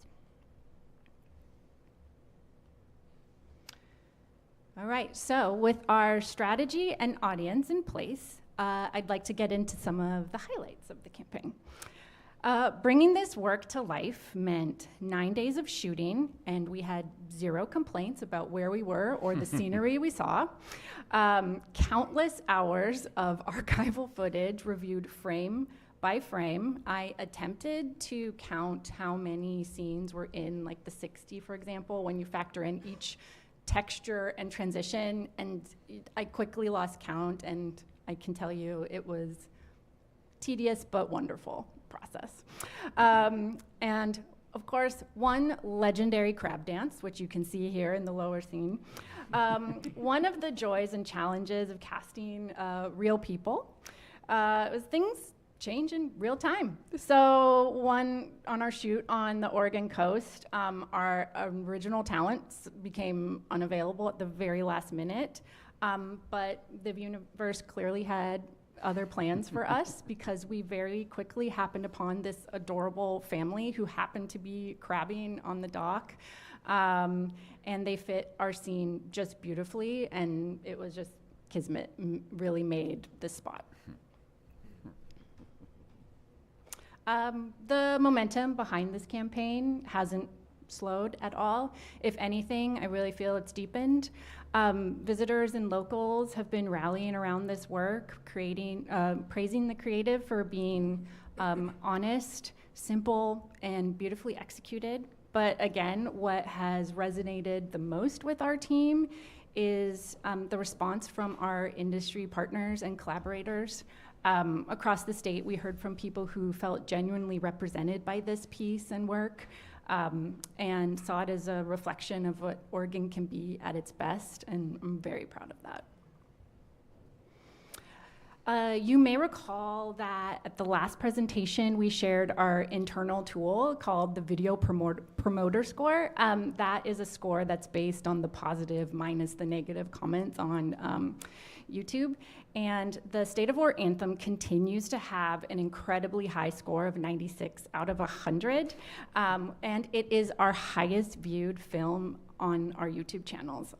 And that enthusiasm also carried through our shorter content too. Our 15-second films saw really strong completion rates. We'll get into more details with Wade here. But it's worth calling out because this was skippable content. So that's pre-roll ahead of YouTube or other things where you get the little skip prompt. Mm-hmm. People didn't skip. And that really says something about how engaging it was and holding people's attention. We've also been fortunate to get recognition in some other ways as well. Our 60-second anthem took home 2 golds at the Cascadia Awards last week. The awards celebrate marketers and creatives' unique talent and vision in the Pacific Northwest. with entrants from Oregon, Washington, Idaho, Alaska, Alberta, and British Columbia. And then we also were nominated at the Association of Independent Commercial Producers Awards last week. We were shortlisted in the storytelling category, where we shared company with some of the best ads of the year with the likes of Apple, Netflix, Google, Uber. And I just want to call out how especially meaningful that is to not just be acknowledged, but to be acknowledged for storytelling. And this was not amongst travel ads. This was small but mighty Travel Oregon up with Google and Apple. So really, really wonderful to be acknowledged in that way. Thank you. And just to add to that, the Cascadia Award was for Best Television Campaign at Big Budget and Best 60-Second Commercial with Big Budget. So again, these are not travel awards, these are Best Damn Ad awards. So I'm going to pass it over to Wade in a moment, but I'm just going to set the tone and reconnect with what we set out to do here. So this campaign was designed to drive awareness and inspiration at scale across all of our key markets. The paid media plan was built to support that in 3 ways: by showing up during high engagement moments like the Olympics, by surrounding cultural touch points relevant to our audience. And you may recall that Good Morning America spot that we had in February as well, that complemented the earned live segments that we had at Timberline Lodge. Shout out to the collaboration with our communications team on that. And by partnering with streaming platforms to reach people who are already in a travel mindset. All of this in service to our goals of brand awareness and real cultural impact. So with that, I'll pass to Wade to get you into numbers. here's the fun stuff. All right, so you would expect a successful campaign to induce searches, induce thought. And what we found was in February, the State of Ore ads drove measurable impacts on Google search volumes. And in this graph, you can see we had to go back all the way to 2004 to find the same level of impressions that spiked up in that bracketed area on this graph in February. So the timing of the spike in searches aligns with the launch of the State of Ore, demonstrating a real-world impact from the campaign. Just definitely people were searching Oregon keywords. As Keldon mentioned, the data told us that our push for strong content was worth it. Across digital video placements, we saw consistently in placements that were skippable, our 15-second ads had high video completion rates. If your experience is like mine when you're watching YouTube, you can't wait for that skip button to come up. You're just hovering on it, waiting for it to skip. But most people didn't. A lot of people didn't, even though they had the opportunity to. And what that does, in a technical term, Google calls it a true view, which means they add that person who saw the ad to the video counter.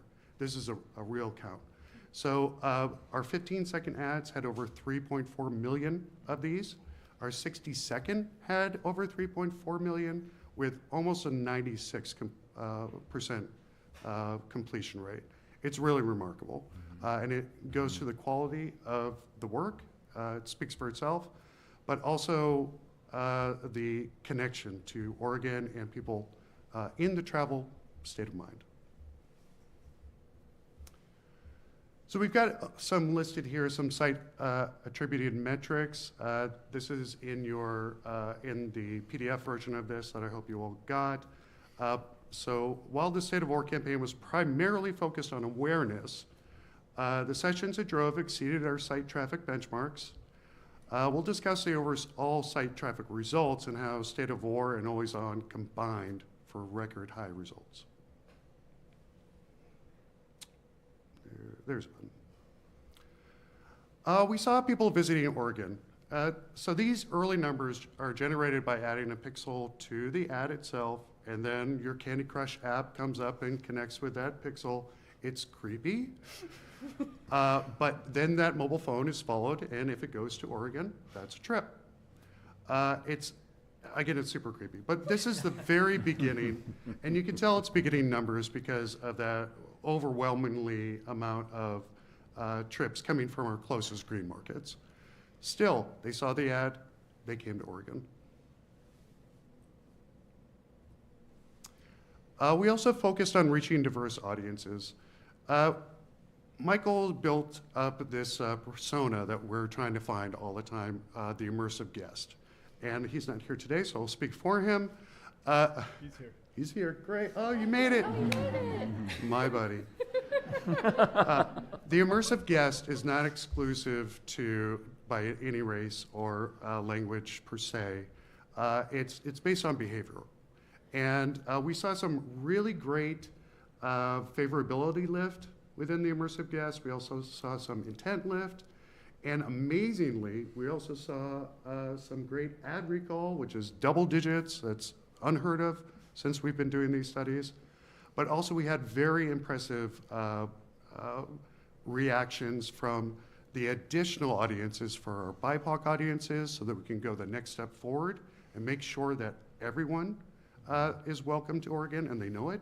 And also this year, instead of putting Spanish captions on, we had native Spanish language ads, which performed much better in audiences that we targeted through Nexum that got to Telemundo, Univision. So it was a really strong effort into our expansion to make sure that we're hitting diversified audiences that are very similar to the immersive guest. And here's a fun slide. The cumulative results.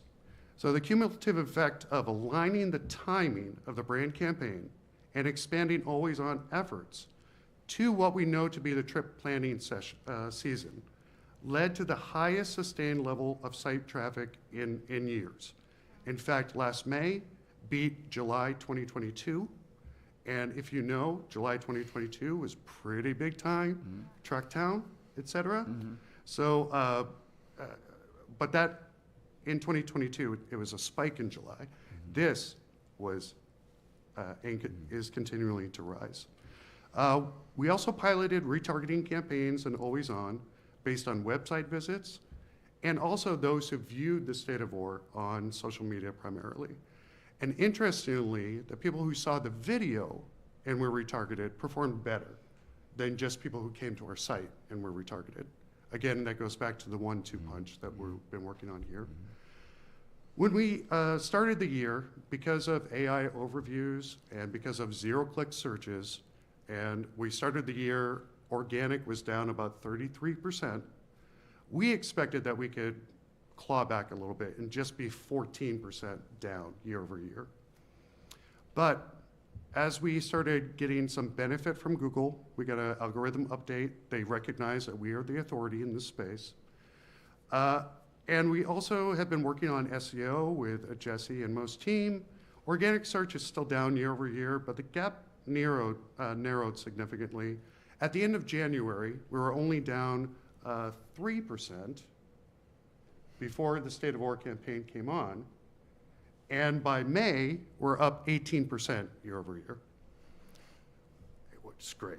Okay, so I'll break that down a little bit more. Total active users were up 25%.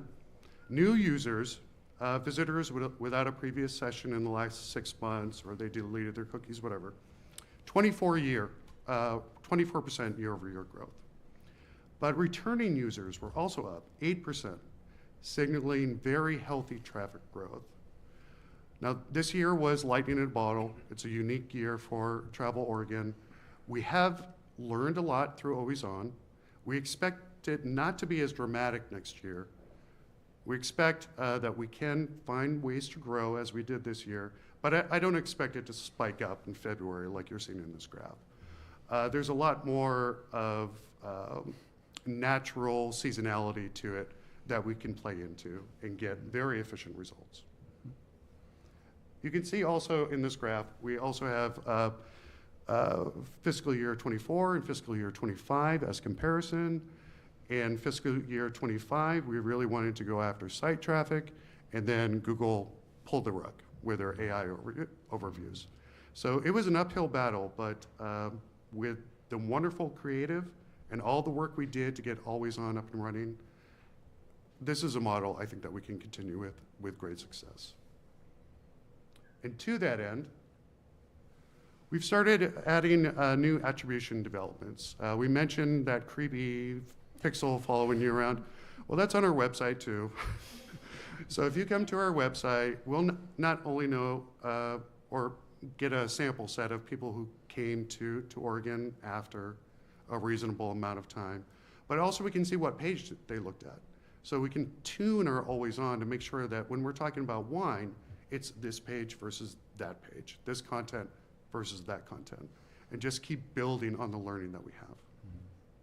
So with that, I'll kick it back over to Kelda for next steps. Awesome.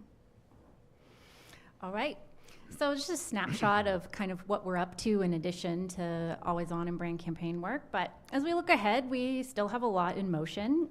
This summer, we're putting geo-targeting to work in a meaningful way using paid social. With this, we'll reach visitors near high-traffic destinations like Multnomah Falls, Smith Rock, and the North Coast, nudging them towards lesser-known gems and sharing know-before-you-go messaging tailored to each region.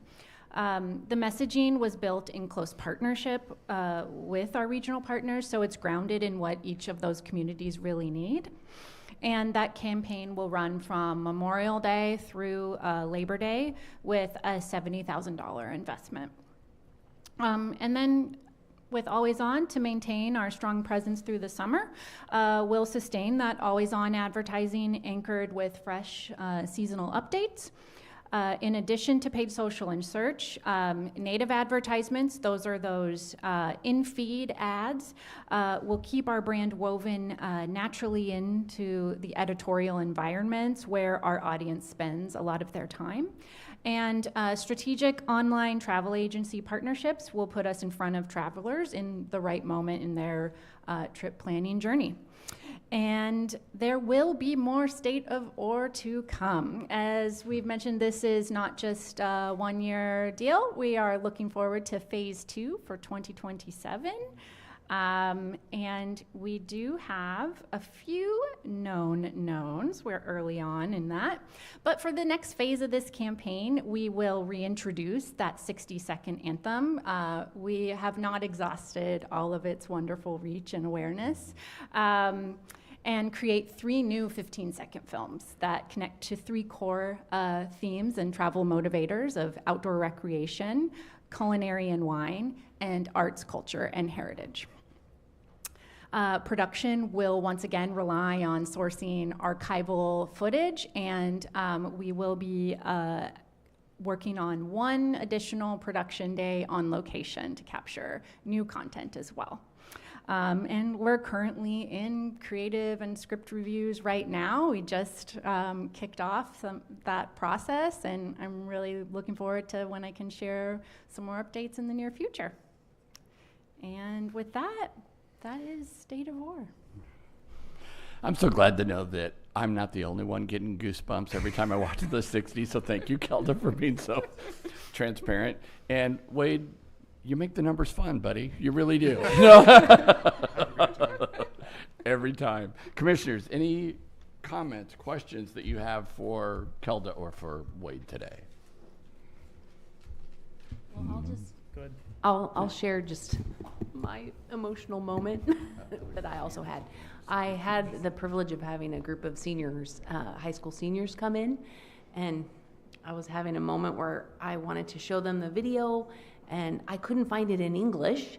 The Spanish came up, but it was such a really cool moment because a handful of the students were bilingual Spanish speakers, and so they were able to just translate it for the rest of the group. It was really, really a cool thing. And yes, I was in the background. But I just continue to love this, and now I can't wait for round 2. Nick? I just want to acknowledge it takes like beautiful content to hit numbers like that, but also somebody putting it in the right places. So across the board, the whole team, really good work. Thank you. Just to echo that, phenomenal job. Every time I see it, goosebumps, and it makes you want to just share it. So, with that tourism aspect, and the numbers that follow, it's really impressive to see that continue. Just one curiosity, the 2004 surge, do you know any idea what that was? Yeah, the 2004 surge was, it was an intentional drive towards traffic during the winter, and then a build-up through the beginning of spring. And that was really the beginning genesis of balancing traffic with brand campaign. So that flowed into the thinking of what are we going to do in fiscal year 2026, basically.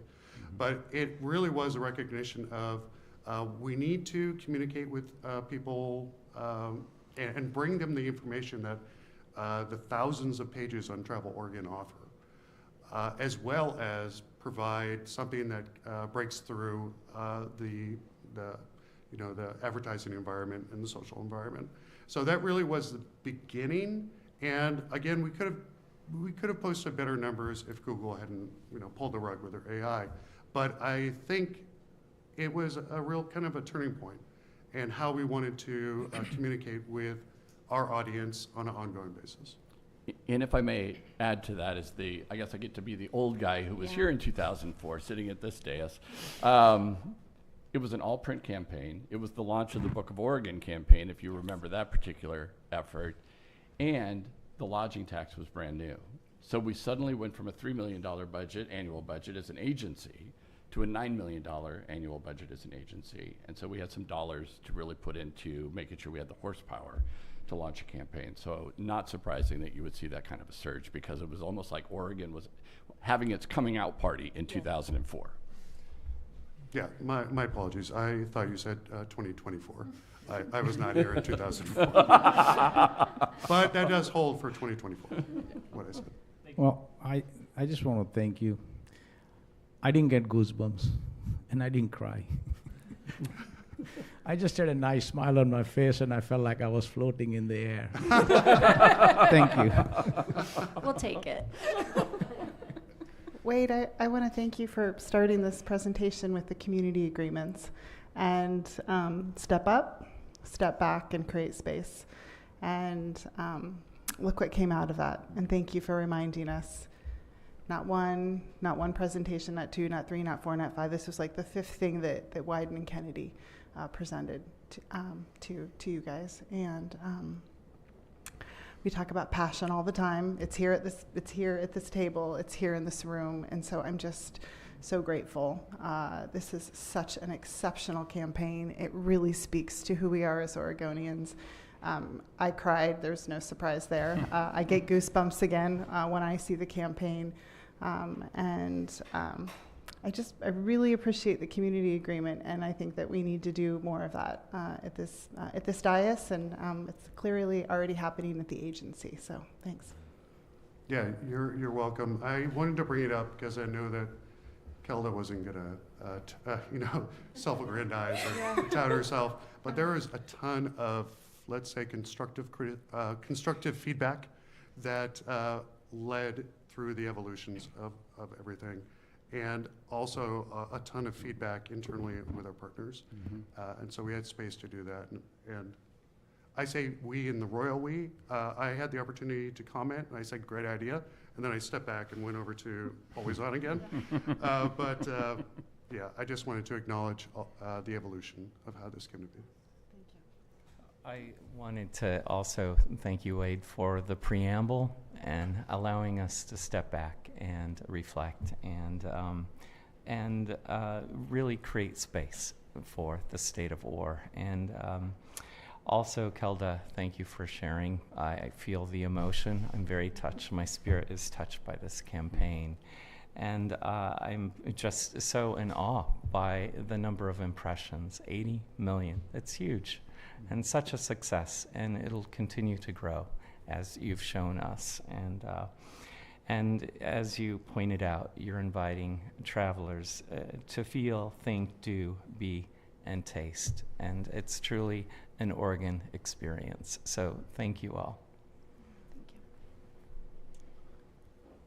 This is just a curiosity.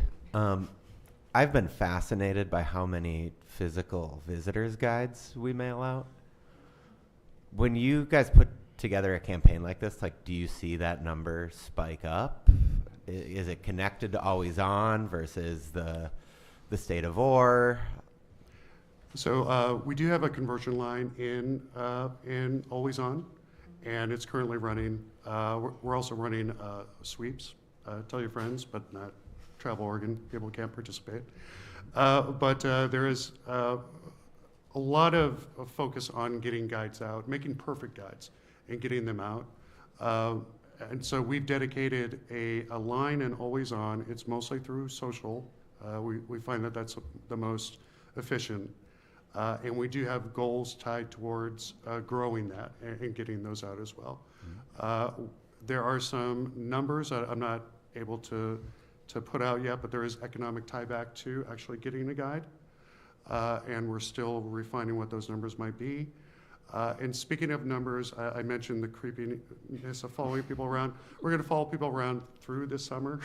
And then possibly Michael and I come back and talk about what benchmarks that leaves us with and what type of, not necessarily ROI, because some of that can be inflated or misleading, but just some kind of idea of what we're doing with this data to consistently improve.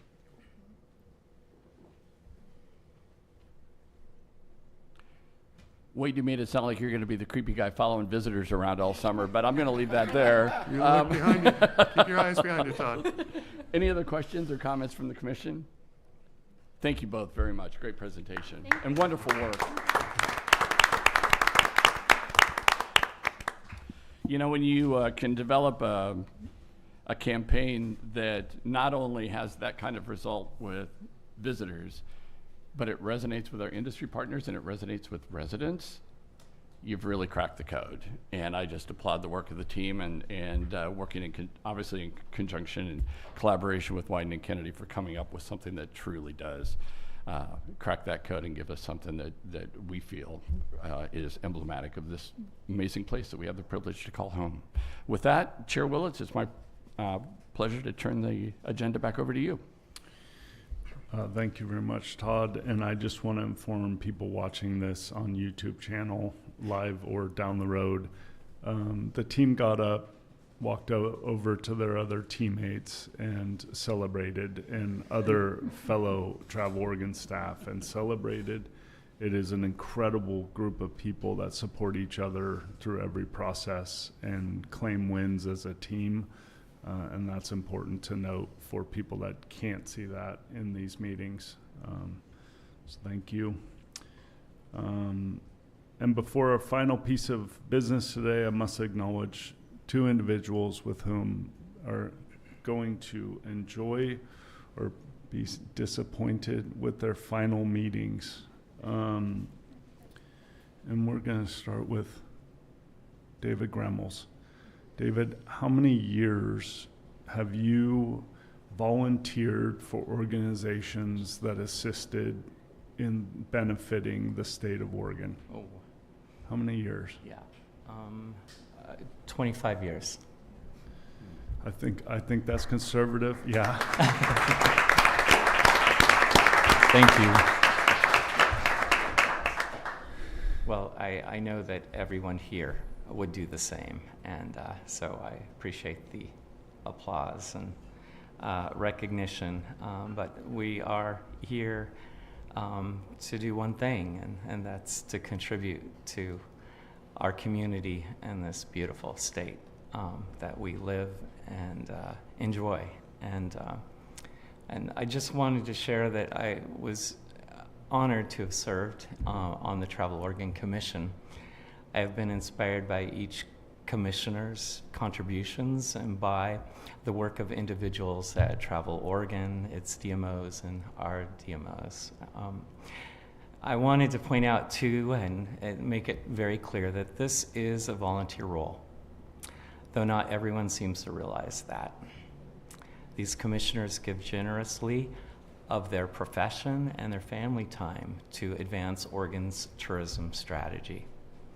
Over the past few years, they have also led a thoughtful public succession process supporting their CEO's retirement, while recruiting a new executive director in partnership with Heidrick & Struggles, the Department of Justice, the Governor's Office, and Travel Oregon. I'm truly excited for Travel Oregon's future under Kate Sinner's leadership, and I'm glad to see my friend Todd Davidson begin a well-earned retirement. The TLT fund, overseen by the Commission and wisely managed and distributed by Travel Oregon, has meaningful and lasting impact on Oregonians. Volunteering is not new to me, and I have seen extraordinary passion on this commission. Oregon stands out in so many ways: food, beer, wine, hospitality, the outdoors, organic and regenerative agriculture and practices, and of course, cheese and dairy. I just had to say that.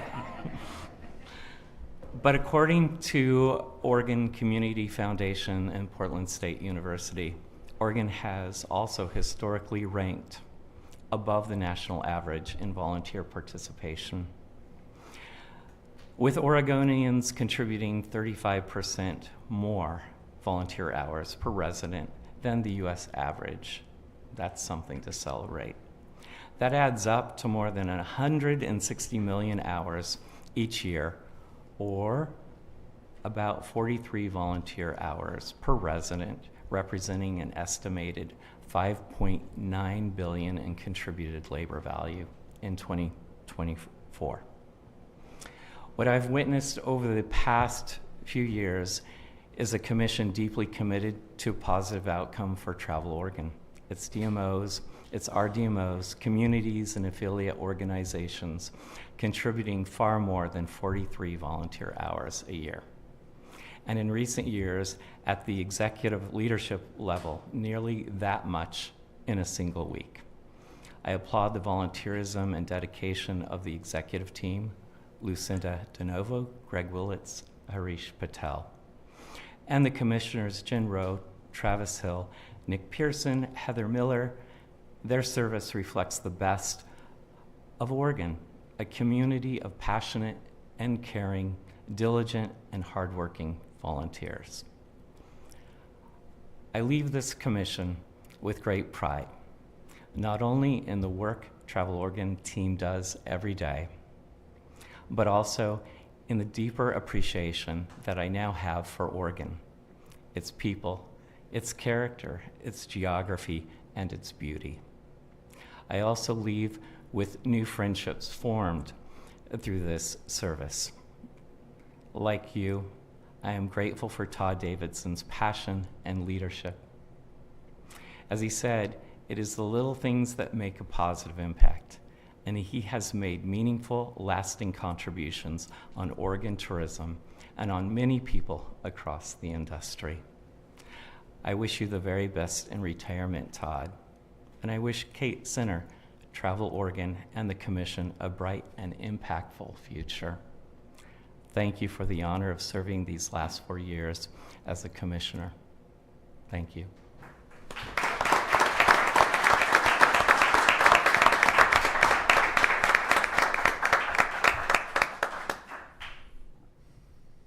You did it again, David.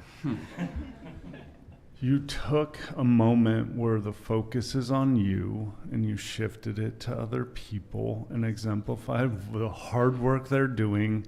And unfortunately, I'm going to stop you and I'm going to give you the praise. And it's well-deserved and well-earned.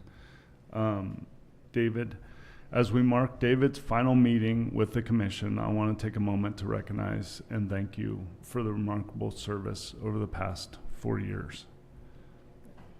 You have been a thoughtful, engaged, and deeply committed commission member. As an innovative leader in regenerative agriculture and a proud representative of all things Oregon, you have consistently brought a perspective that is both grounded in community and informed by a broad understanding of the larger world around us. Your insights have challenged us to think more expansively, consider new possibilities, and remain focused on ensuring that opportunities are inclusive, accessible, and welcoming to all. You've driven that home, David. Thank you. Thank you. On a personal note, I want you to know that we are better for working alongside you these past 4 years. Your friendship, perspective, and commitment to values have left a lasting impression on me and this commission, and I'm grateful for the time we have shared. David, thank you for your service, your leadership, and your unique voice you have brought to this commission. We wish you all the best in the adventures ahead as you continue exploring the rugged, open beauty of rural Oregon, accompanied by your loyal companions and best friends, your dogs. Thank you.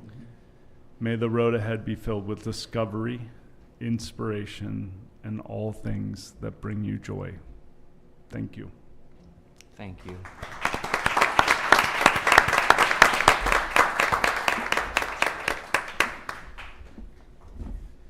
And one of the most beautiful things we give away here. Thank you. I appreciate it. Thank you.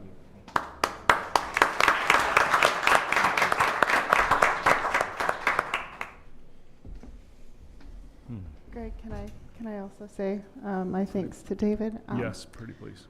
David, I just wanted to tell you, as I think we all know, this commission has been so incredibly well served by your contribution. I want to thank you for your incredibly thoughtful leadership and your commitment to making sure that we stayed grounded in our 10-year strategic vision. I specifically want to thank you for your steadfast commitment to diversity, equity, and inclusion that guided all of our decisions and strengthened our organization. And please know that we will hear you as we continue to do that work and making sure that Oregon is welcoming for all. I also want to thank you for your friendship. I think one of the best things about this commission is we walk away with many friends after this experience. And so thank you so much. I love you dearly. I wish you only the best, and we're going to miss you on this commission, but we'll probably be channeling inner Davids. Maybe Jen will take that one meeting. I'll take it another meeting. So Good. Thank you. Thank you. Thank you for those words.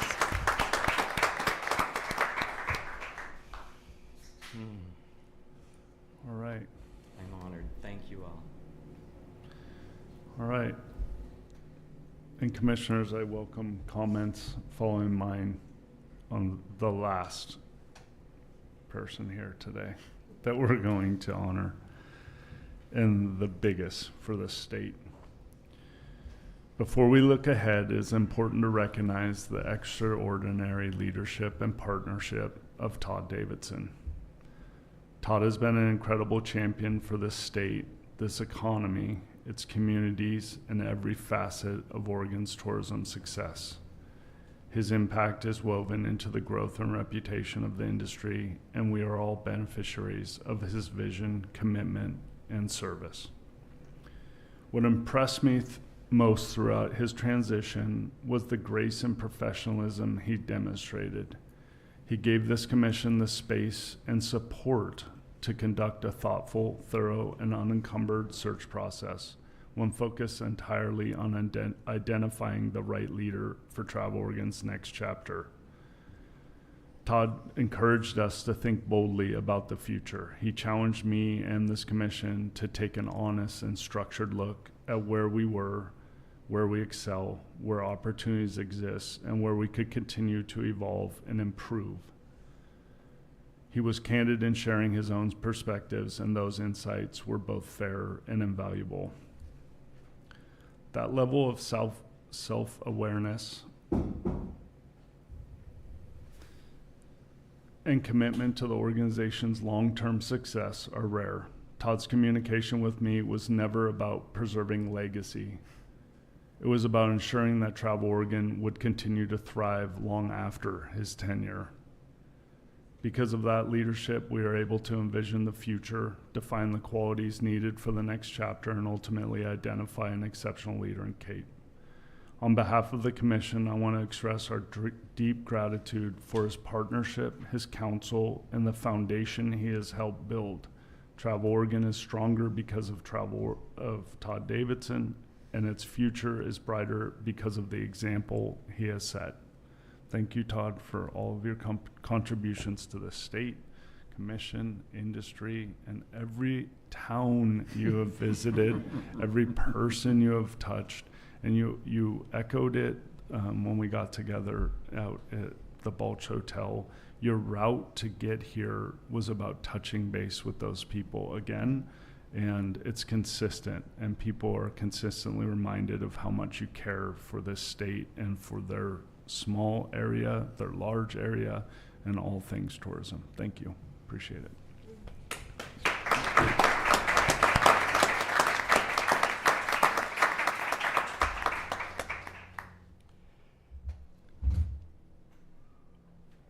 Well, if I may, for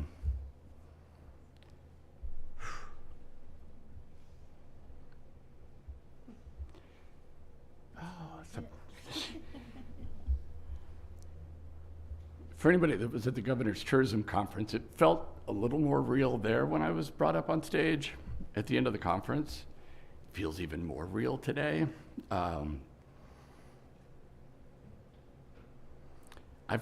I need to start by saying thank you. It's been a crazy ride, but it's been such a great ride. It's such a great ride. I'm excited to see Kate Sinner become the executive director of Travel Oregon. I just want to say that right from the get-go. I've known Kate, more importantly, I've known her work for a number of years. She is a solid economic development professional. She's focused on innovation, entrepreneurship, business resources, and the like. She's worked in communities. She's passionate about the state. And the agency and the industry is going to be very, very well served by Kate Sinner. So congratulations to the commission, because I know the process felt long, it felt wonky. Granted, you haven't had to do it for 30 years. In fact, the commission's only done it one time, because this legislation that gave you the authority to hire your director was passed in 1995. And I was hired in 96. So it was new for you. And yet you stepped into it, eyes wide open, ready to do what you needed to do to find the right next best leader for the agency. To those of you that are on the commission today, and to any of the former commissioners that may pick up this recording or are tuned in right now, thank you. I couldn't, but what David said and what all of you have said regarding David, your selfless service to this state and to this industry is absolutely unparalleled. We need, as your staff at Travel Oregon, we need you sharing your knowledge. We need you sharing your expertise. We need you sharing those perspectives and those insights, because it makes us better. At the end of the day, that responsibility for approving the plan and the budget rests with you and you alone. So we can bring you our best work, but we look to you to help us then validate and carry it forward, which is why every commission meeting has always been our opportunity to be accountable and transparent to you through the strategic plan progress reports, through the presentations, so you have an opportunity to hear from the subject matter experts, to sense what I hope is that you are sensing is the deep bench strength at Travel Oregon when you have, for example, Kelda and Wade getting up and making a presentation to you about the effect of the advertising campaign. As you've heard from the members of the Destination Stewardship team or the Insights and Impact team, or when our operations and administration team have had the opportunity to present to you, that you sense that solid bench strength in them. To the members of the Travel Oregon staff,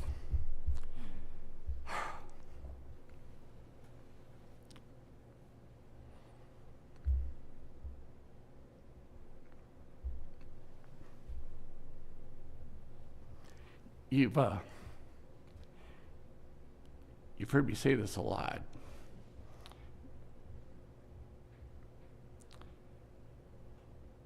But I will, to the end, put you up against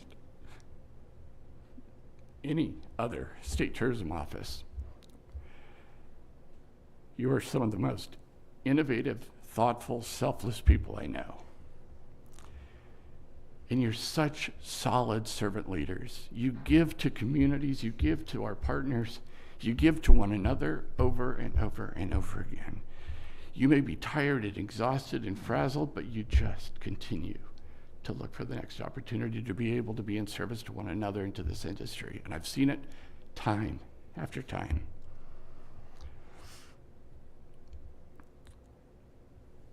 Your work and your passion is part of what fuels me. I sense it when we are able to gather our all staffs, but I love getting goosebumps when you make presentations here. Again, whether it's Keldon Wade or it's a member of our destination stewardship team talking about some of the innovative new work that we're doing in communities and how it's making a difference in that community. Whatever the work may be, from comms to ops to name it at Travel Oregon, you do your work with such incredible passion. This industry is very lucky to have you.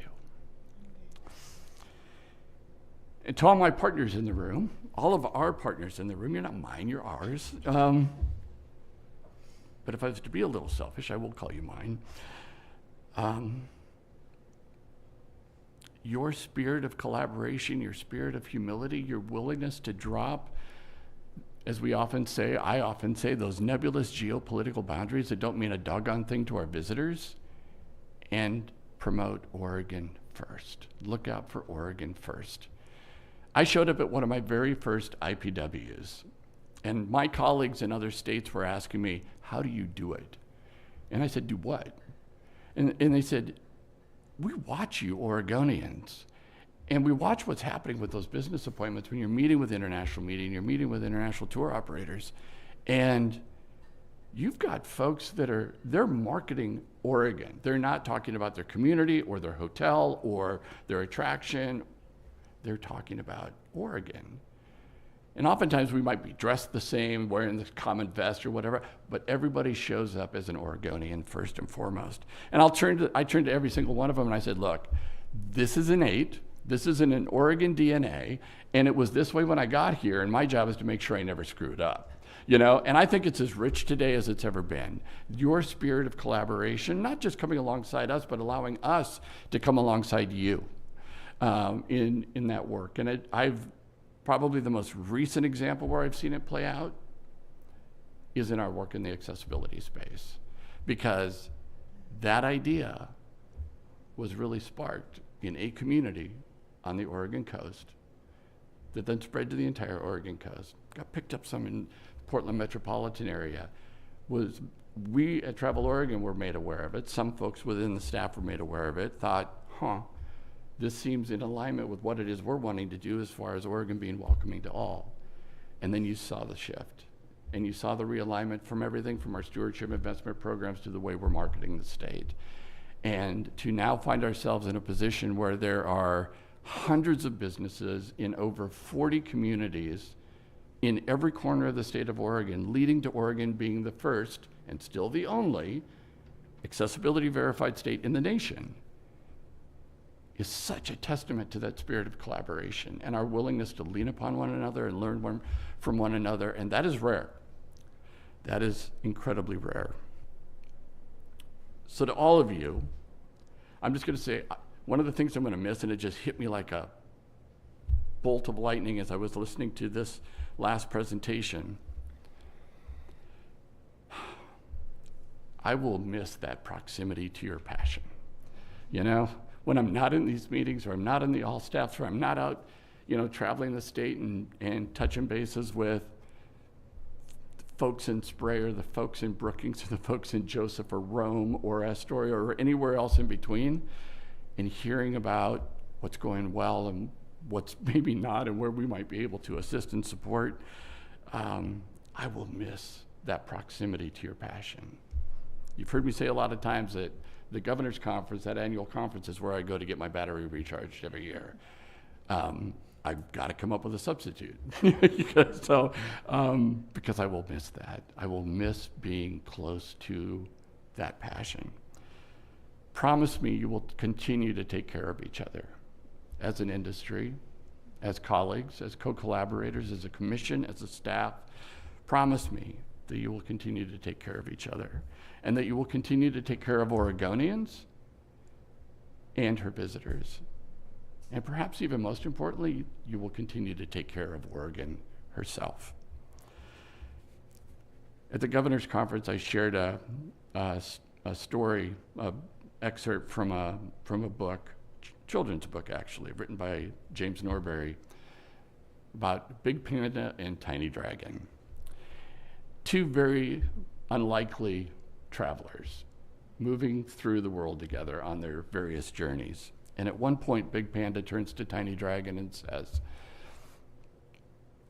"Which is it that's most important, the destination or the journey?"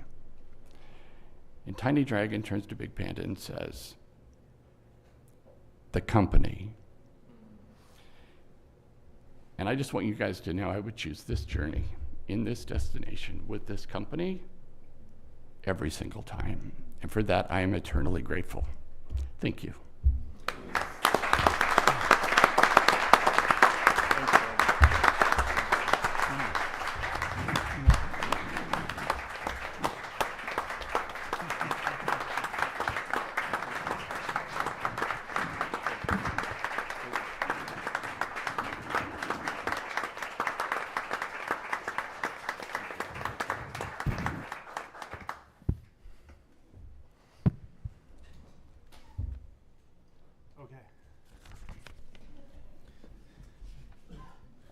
We are going to revisit a topic that we discussed earlier, and I should have pointed out the math, which I did the day before and didn't follow through. Commissioners, we have a note that there is potentially a math error in what we voted on, and we're going to revisit this.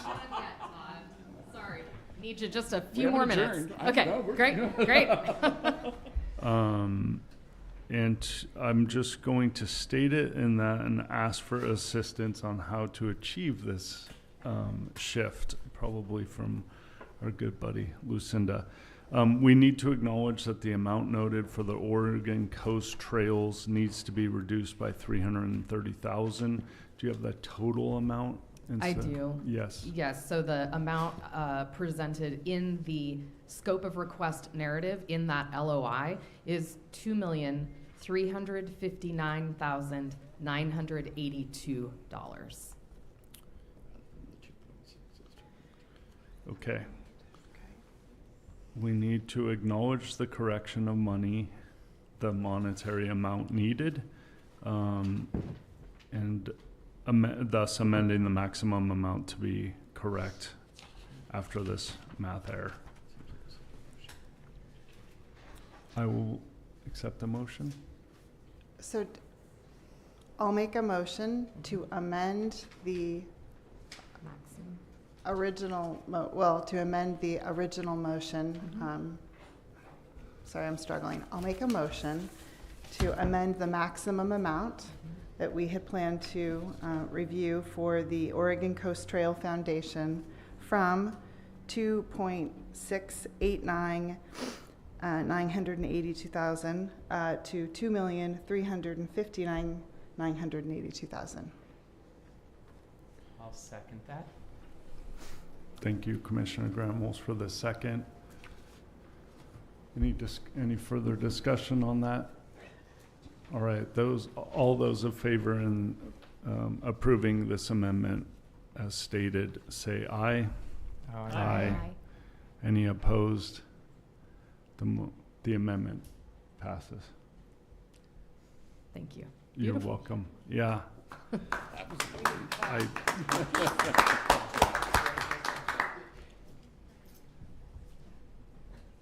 Thank you. Okay. A lot of firsts today and a lot of lasts. very unique meeting. Thank you for everybody's patience. I'm back at the March meeting and nominating committee consistent. Before we go to that meeting, I'd like to thank Commissioner Grummel and Todd for their service and recognize the commission and staff, as this is my last public commission meeting as well. It has truly been a pleasure serving with all of you. I'm very grateful for the friendship, teamwork, and dedication each of you have shown. Thank you all for the important work you do for our community. I wish each and every one of you all the best. Thank you. Okay. Thank you, Commissioner Patel. I would like to thank Commissioner Patel for his contribution over the years and the historical legacy that he has with Travel Oregon as well, and bringing a fresh perspective with acumen that is financial and also looking at the future strategically, and a perspective that represents the best for tourism in Oregon and what Travel Oregon represents. Really, thank you for your service. I too would like to thank Vice Chair Patel for all of the work that he did in governance. The Finance Committee is entirely different than what it was when I served in that position or in that role, and I just want to thank you for that. I think Commissioner Gremmels is absolutely right. The knowledge that you brought to that committee, the work that you've done in the nominating committee, my friend, you also got us through a very extensive executive search, and job well done, and I really want to thank you. It's been an honor to serve beside you, and I just appreciate the contribution that you've made to this commission and this industry. Thank you. Yes. Thank you. All right. If I could just add, I've had a great privilege to work with Commissioner Gremmels on the nominating committee and gotten to know him better in that process and learned a lot from him. I've been working on the Finance Committee with Commissioner Patel as well, and I just can't express to both of you the thanks that's deserved for teaching me, for challenging me, and for respecting my opinions and me. So I appreciate so much what I've learned from both of you, and I'm sad to see you both go. But I will just hopefully encourage you with that. I will be carrying many of the things that you have taught me with me. Thank you. All right, thank you. Any others? Sure. I mean, it's a little bit of a shock, but Harish, we have these terms called Harishisms, and he has it usually at a dinner, and he's got this kind of a one-liner that, without being said, it's kind of it's one of those things that you never forget. His stories, same thing with Commissioner Gremmels. We appreciate. I personally appreciate, the relationship we've created throughout this, and I will continue to, use you as a resource and respect what you've done. As far as Todd, you're the GOAT. That's the only way I can put it. I've admired Todd from afar. In this industry, he set the standard. Being able to work with Todd on the commission the last few years, I really, really respect the way he's carried himself, and the passion and the love for his team and the state and what he truly does is impressive. So thank you. Chair Willits, we talk about it, but I think it's important for all of us to be reminded that through Todd's leadership and the work of this commission, the tourism economy has grown from $5.5 billion in 1996 to over $14 billion today. And you played a pivotal role in putting Oregon on the map, my friend. And as you reminded us last night, and as Commissioner Gremmels mentioned as well, you always approach this work with one simple philosophy, which is doing small things with great love. And you've done that for over 30 years. And we all today are better served because of your acts of doing small things with great love. Thank you for your leadership. Thank you for your dedication to Oregon. You will be greatly missed, and but I'm sure you'll still be buzzing around us and making sure that we do good work. So thanks, Todd.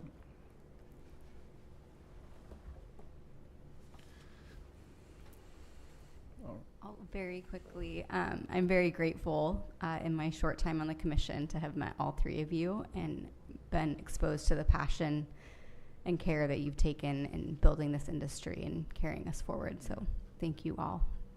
And thank you, Todd, for not losing that passion as you were on your way out. It was until today and through today. I appreciate it. I'll also be quick because we're dropping like flies up here, guys.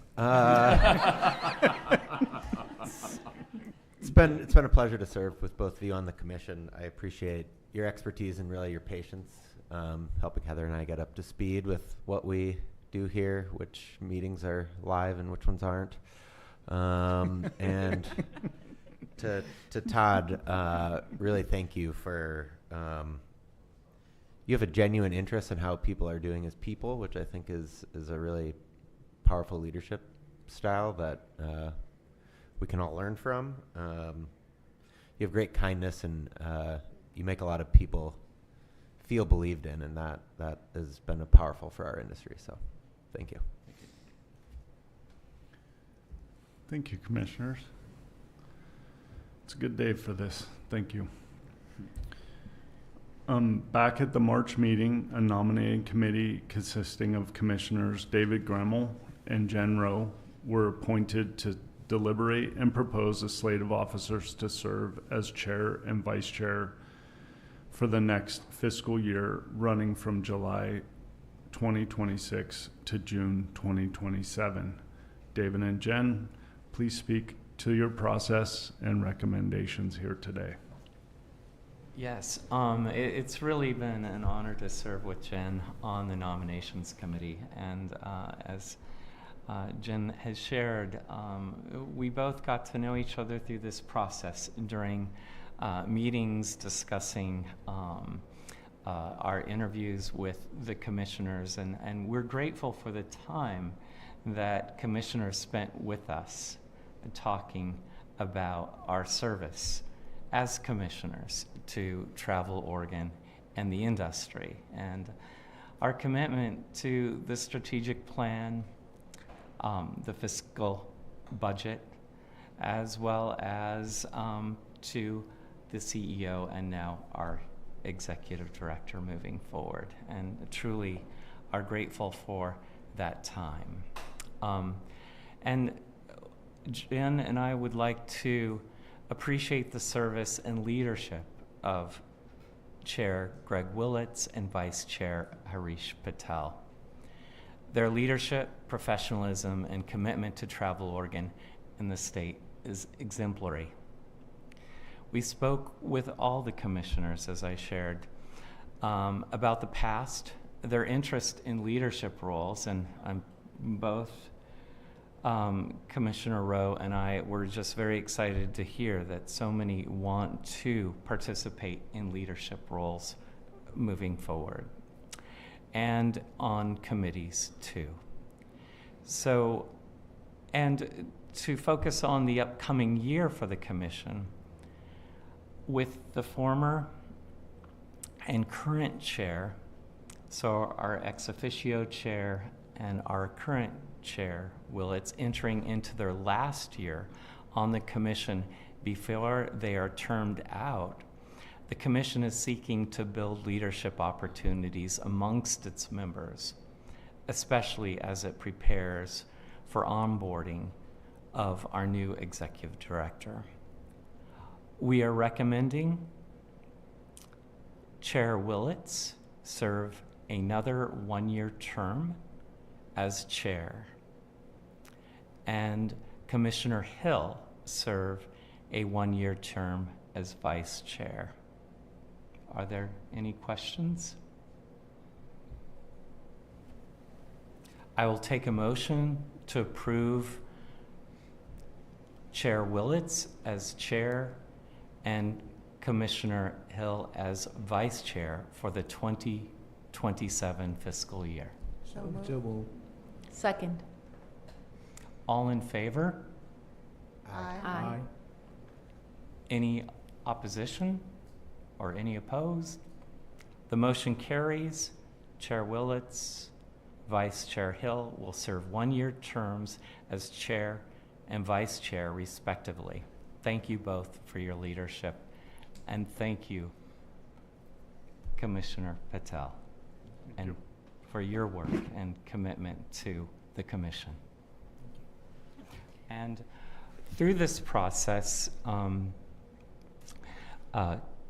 Commissioner Rowe and I have had many discussions about the role of chair and vice chair. And so in touching on that in preparation for the fall meeting, I'll turn this over to Commissioner Rowe.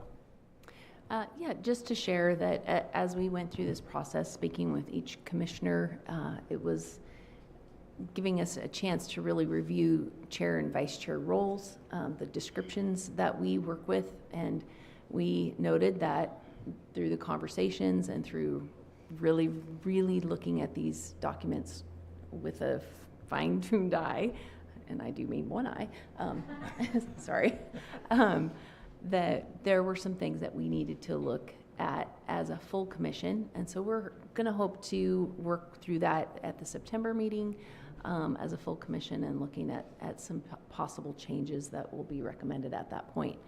But it was just very educational to have the conversations with everyone and take a chance to really look at some of those documents. So again, this is a commission that is just running with thoughtful action, and we're really dedicated to that. And so I hope that all of you see it, and hopefully that you will come alongside as we work through some of those things.